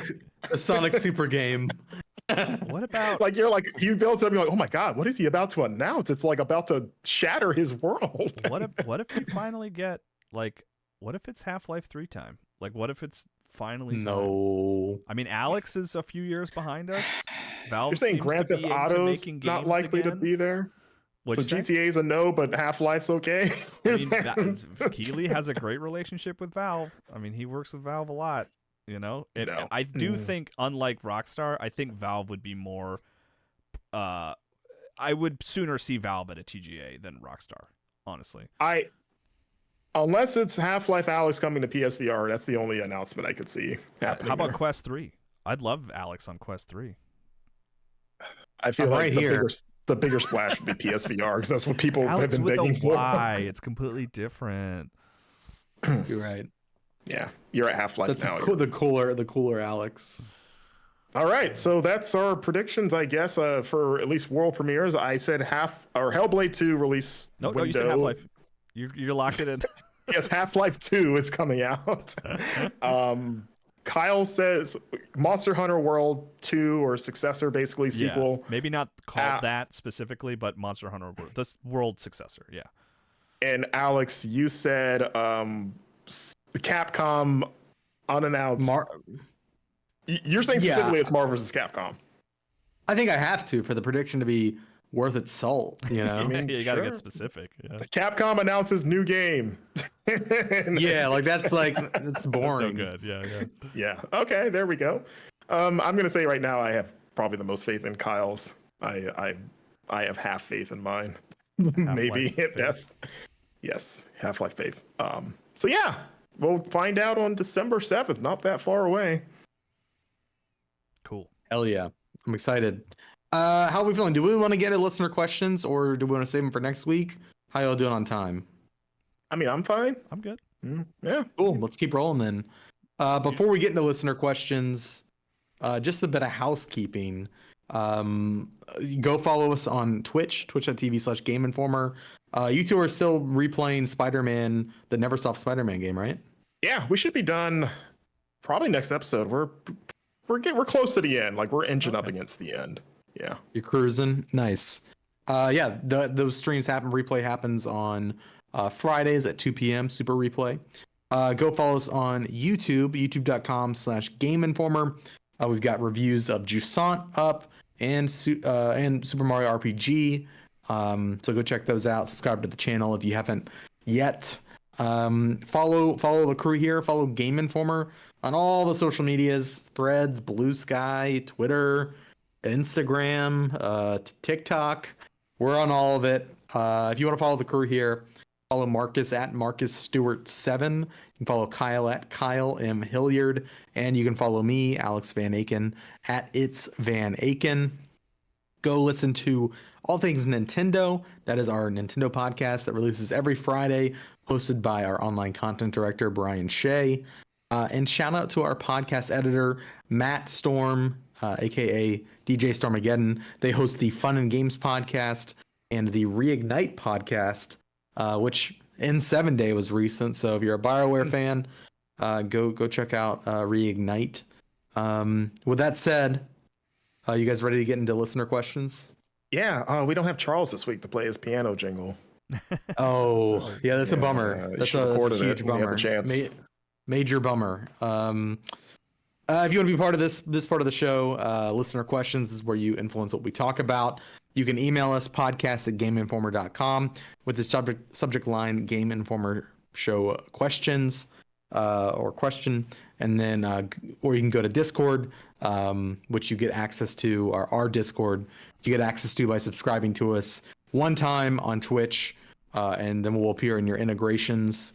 If you have any issues, you can email me, Alex Van Aken at GameInformer.com. I'll get you in there. Yeah, let's get into it.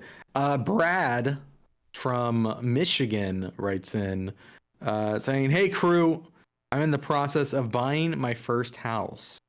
I have plans to, yeah, congratulations. I have plans to convert a large upstairs bedroom into a gaming/entertainment room for myself and friends. I'm going to invest in some nice new furniture, TV stand, desk, LED lighting, etc.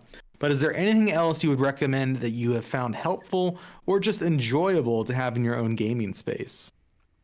I think nice speakers, or at least some kind of speaker system, like a surround sound thing. Doesn't have to be that. Like I used to, when I would play. I mean, I guess you have your TV and stuff. When I play on PC, I used to only be able to play with headphones because I built my computer and it didn't come with any speakers, and so it took me forever to be like, oh yeah, I should just get speakers. Depending on the size of the space, and if you even have an interest in the style of gaming. But if you want to sort of like do VR stuff, maybe invest in furniture that's easy to move around so you can give yourself that space. I know that's kind of like non-specific, but like it's like good thinking ahead of like, oh yeah, I could play VR in here. Maybe I should get some maybe this couch is too heavy for this. Maybe I should get something that I might have to scoot out the way on a regular basis to give myself room. Yeah. You know what I mean? Couch on wheels. One of my favorite things that I have, and it's like it's overpriced, frankly. Is like if you're doing LED lights, you can get like Philips Hue lights, like strips to like put behind your TV, right? Like color changing lights that will like react. Yeah. So the thing that the Hue Sync box is the device that you can have all your HDMI devices routed through, and then it will change, the colors based on the borders of the screen that you're playing, like a game. I love that thing. I think it looks so cool. It just sort of like extends the colors of the game onto outside of the TV by like a couple feet and onto the wall.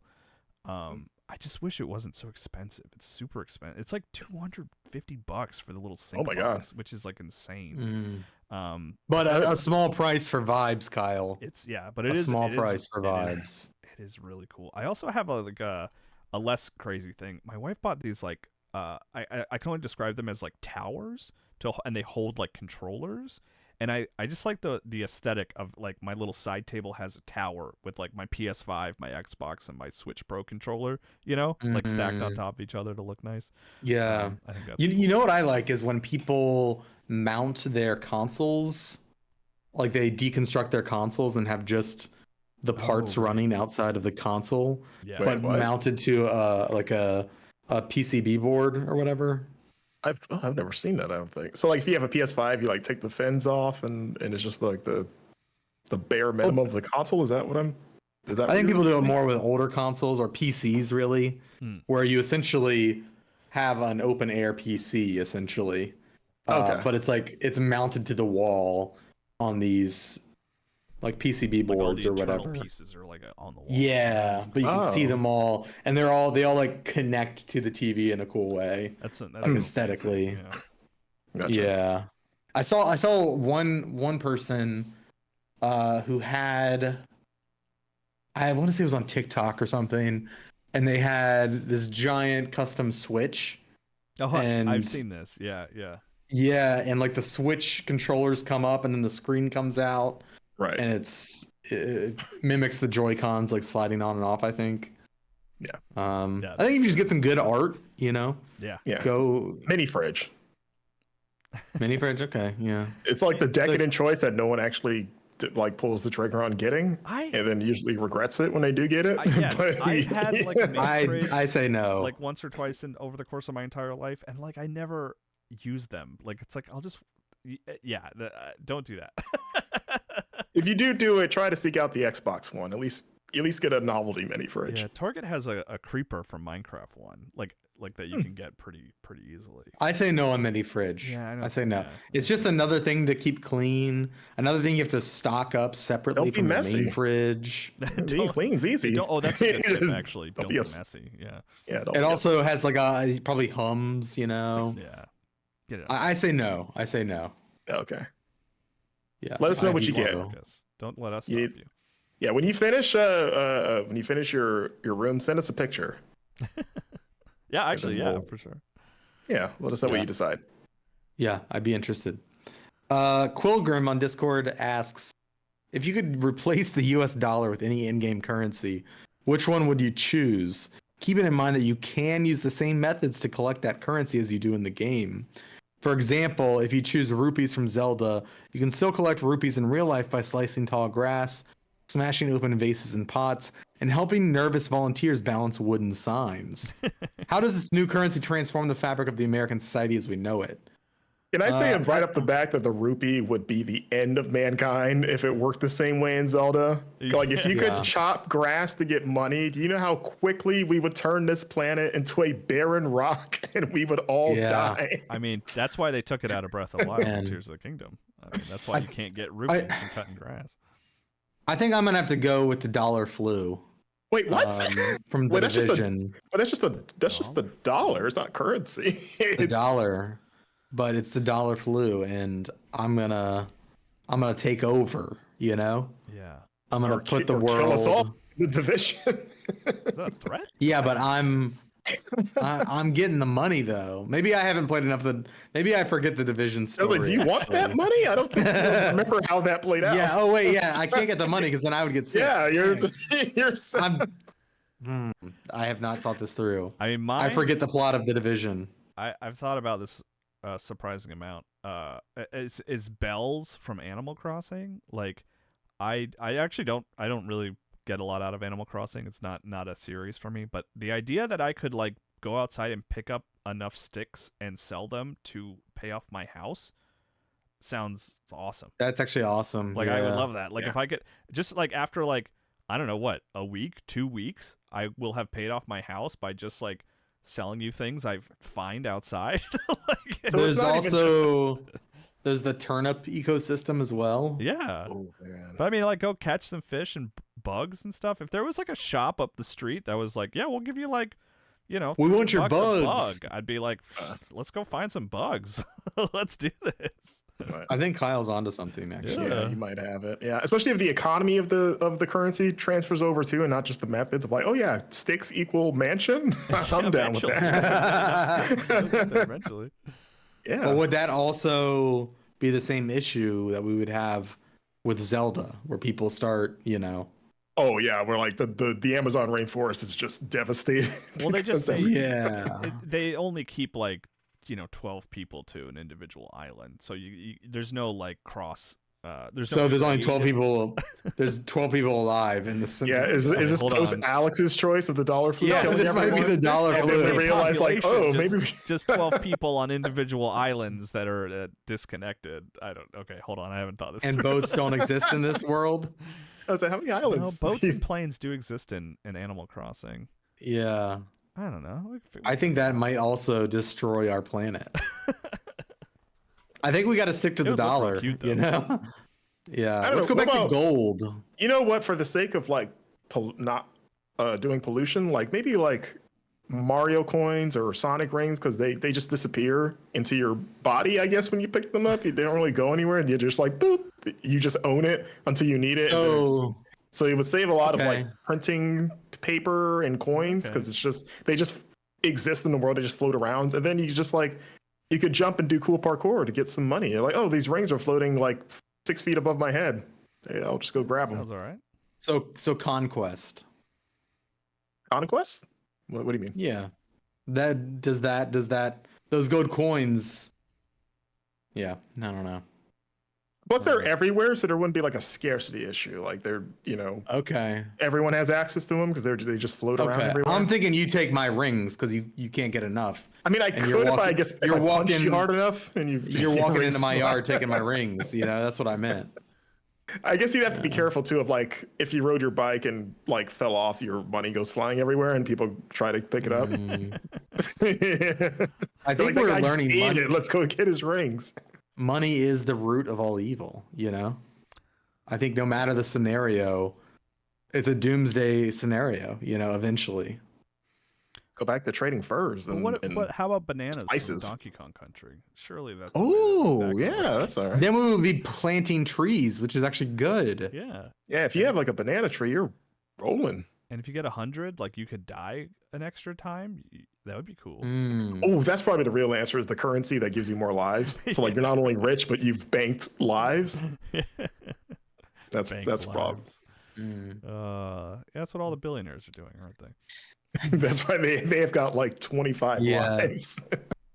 Ghost of Mitch Hedberg asks on Discord, in the world of online gaming and constant patch updates, games like Lords of the Fallen can make meaningful changes and reignite their community or become worse. If you could patch any retro game that maybe fell short of your expectations, what game would it be and how would you patch it? What we're saying is retro, because I feel like the games that are newer are now retro just because of. I think anything before time 2010. Before 2010. Okay. Why not? So a game that will never be patched. Right. Yeah. Okay. Let's assume it hasn't been like re-released or remastered at all. I think the original. I don't care about this game personally, but I think the original Gran Turismo 2 on PlayStation, it was impossible to get 100%. I think you could only get like 97.6% of that game or something. Wait, why? Because I don't know about bug. Like there was some issue where like, you know, you can never collect the last car or whatever or something like that. Oh, okay. I could be wrong Didn't about know it. that. I remember someone telling me about that. So that could use a patch. You know what? This isn't so much that the game was bad, but it would benefit from updates like Grand Theft Auto 3, because then they could just keep adding stuff to it, you know, and maybe tweaking any weird physics stuff. But like, or really any of those early GTAs like pre-4, like Vice City, they're like, hey, we patched in even more cool 80s songs. Enjoy, you know. I'm thinking like The Lion King. It was so hard, so disappointing. I would love for them to patch in a story mode so I could find out what happens. Oh, I thought you were gonna say like a balancing update to make this less hard. Like maybe we scale back on these enemies, or patch in a story mode. The Disney Afternoon Collection or whatever. Did they patch in like the waterfall is? I don't think they did. They did. They just let you rewind so you can try as many times as you want, to, but it's still hard. God, that level. Yeah. Jesus. Yeah. Never finished the story, man. Shadow of the Colossus, and then they add DLC Colossi and completely ruin the point of that game. No, they add in the secret Colossus that everybody's been chasing after. Oh, yeah, that's true. I just think it'd be funny. I think the chase is better. I just think it'd be funny if the game had like a season pass where like, oh yeah, you got the Colossi in the box and you kill them and you think like, oh my god, that was the story, how emotional. And they're like, actually, there's 4 more Colossi coming in season 1. It's okay if you kill those guys. That's how I feel about unlock new Wander cosmetics. That's how I feel about new horse Hill armor Ascension, honestly. Or it's like, you guys, this is like totally antithetical to everything of Silent Hill is about. Oh boy. Mash start button writes in, unrelated to gaming, but I'm curious, when loading the dishwasher, do you A, alternate adding an individual piece of silverware in each silverware basket, B, group all silverware together in a silverware basket by type, C, randomly throw the silverware wherever? B. B. I start B, and then by the end it's typically C. No, you have to stick with B. This is like a life. I mean, the term is overused, but it's a life hack, man. Like, you don't even bother with A and C, because if you do B, unloading the dishwasher, it becomes so easy. You just grab the fork. Dang it, you're right. Yeah, what have I been doing? Honestly, when I read this question, I realized I'd never considered doing it B style, and then thought about it. It's like, that is probably the better way to do it. And I didn't even think about what you just suggested, like the aftermath. I thought about like maybe Kyle can answer, does it save space if all the spoons are together and all the forks do they line up in a way where like, oh, there's actually more space here because this is just forks? because Well, no, this because then the cubby. water couldn't get to them. You need some space. yeah, you're For supposed the to water to- technically put the tines like up, technically. Like the part that goes in your mouth. Yes, like yeah, you want that part facing up, and you don't really want them like nested in each other because, like Alex said, they're not gonna get clean. But like, I don't really do that. I usually just throw them all in there. I mean, sometimes I have too many forks in one spot, but maybe I don't wash all the forks that time. It's so you got it. The benefit of being able to just grab all the forks at once and put them away is worth it. You're truly a better man than us. I do. This is why Kyle's a dad, and I'm not. Yeah. He knows this kind of stuff. The kind of things I have to teach my kid to do now when she does the dishes. Yeah. Can I come over? Can you teach me some stuff? Oh, you're doing Some the life dishes on lessons. Thanksgiving. You didn't know that, He's like, Alex? "Can Okay. I Oh, be- perfect. I'm down. I'm He's down. like, can I be your son for like a day or two? Derek on Discord writes in, what qualities are found in a video game IP that make it strong enough to not have to reinvent itself to stay relevant? Sports games like 2K and Madden don't make sweeping changes but have commercial success and try to excel in modernity and culture, whereas Mario's spin-off titles have only changed minutely in 40 years. In short, what's the secret sauce to a long-lasting IP? Mario spin-off titles? I'm trying to think of we're thinking about like the RPGs? Like Mario sports Kart, games? Mario Sports, Mario I was Kart. like, I don't think minutely is the word I would use. Like all the Mario Karts are pretty different from each other. Like they take some leaps Yeah. from those. Yeah, I would probably disagree on the Mario front. But what's the secret sauce to a long-lasting IP? Yeah. I mean, this is a tough question because, like, if we knew the answer, like, it would be Yeah, valuable. exactly. Yeah. I mean, honestly, for as basic as it sounds, like just be good. Because I mean, that's the secret of Mario and Zelda. It's like people. But I accuse mean, those even if games you're good, that doesn't necessarily equate to sales. I mean, let's just say that it does. Like, let's say that your series does do pretty well for sales because that's why you exist so long, is that you sell well enough to where you can keep making more.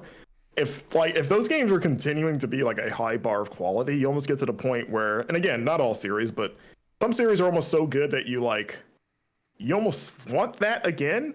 And it depends on how often you put them out. Like if you're like a yearly thing, like an Assassin's Creed, then you burn out people sooner to where the desire for change it pops up more. Whereas Mario, you get them so infrequently.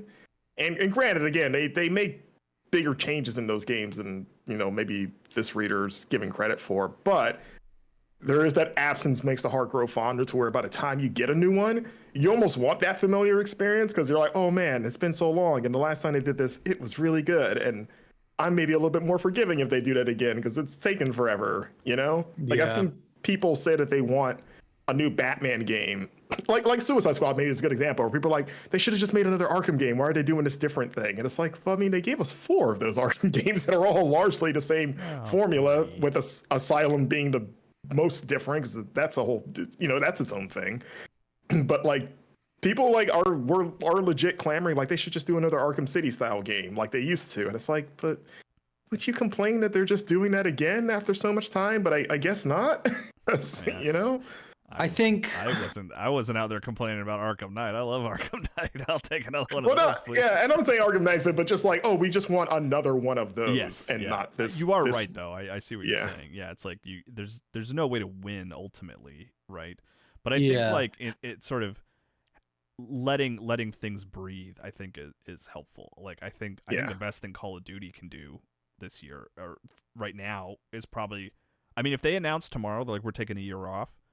I mean, I think that'd be cool. I'd be like, great. I think you guys need to give the developers a year off and come back later. Yeah, honestly, they could take longer. I honestly don't think it would really hurt them that much as they probably think it will.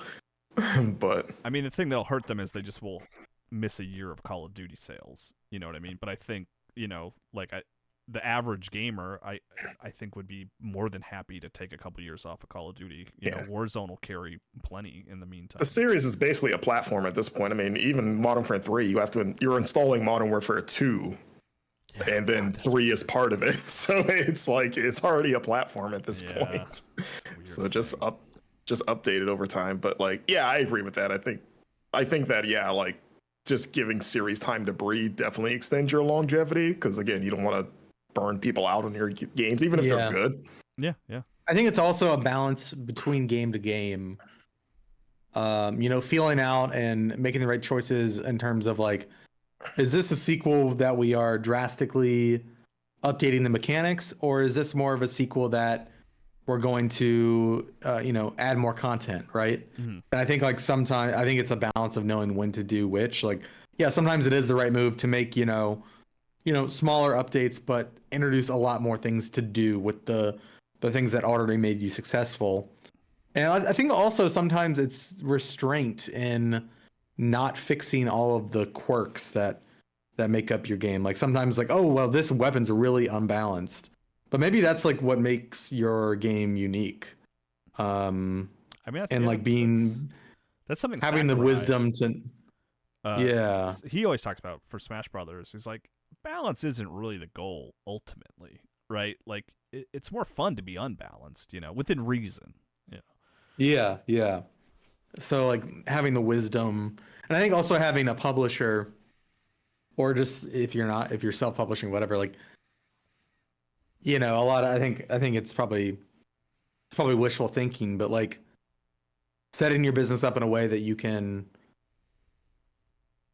let's say you are this big successful series, having it so that you can take a few hits, without you can take risks and afford to take an L every now and then and still keep going. Yeah.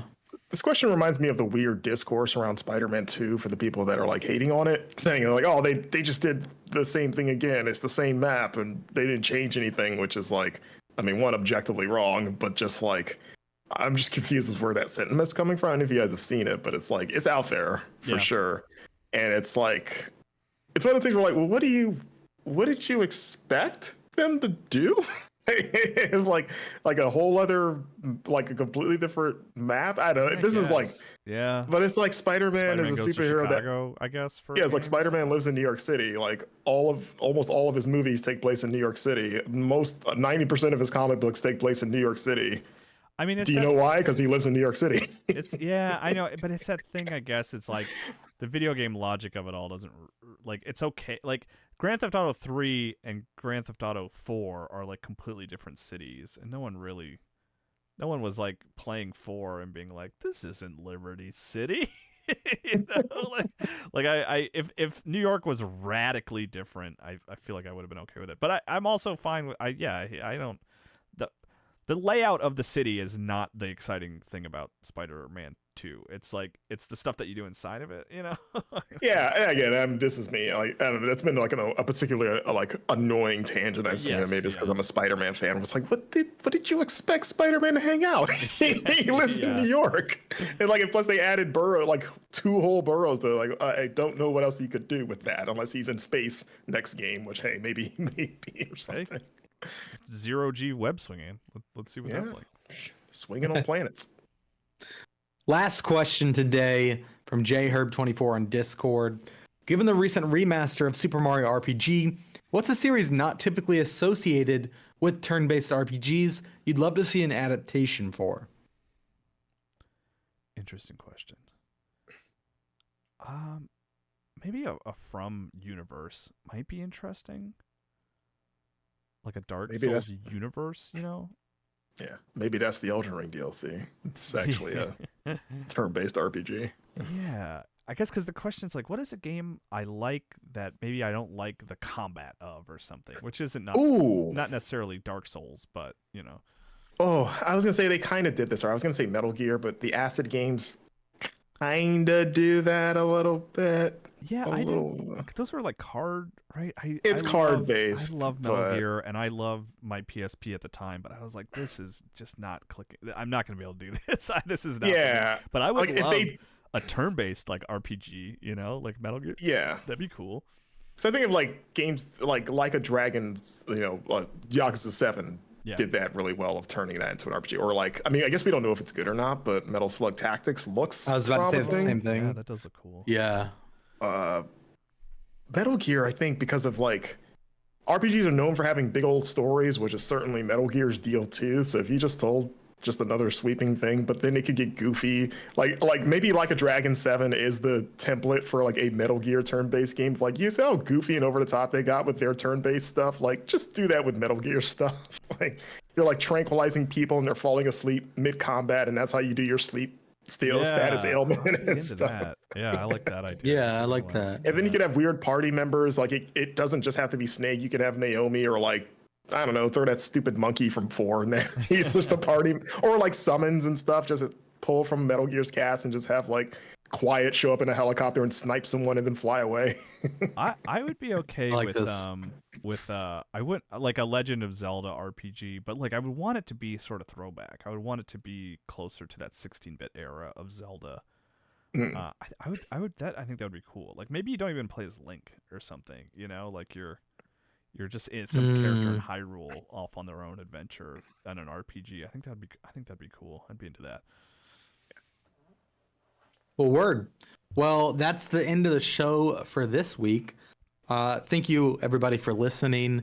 If you enjoyed the show, be sure to leave us a review on Apple Podcasts, rate us on Spotify, and share us with a friend. Until next week, next Thursday, have a great week, everybody. Goodbye.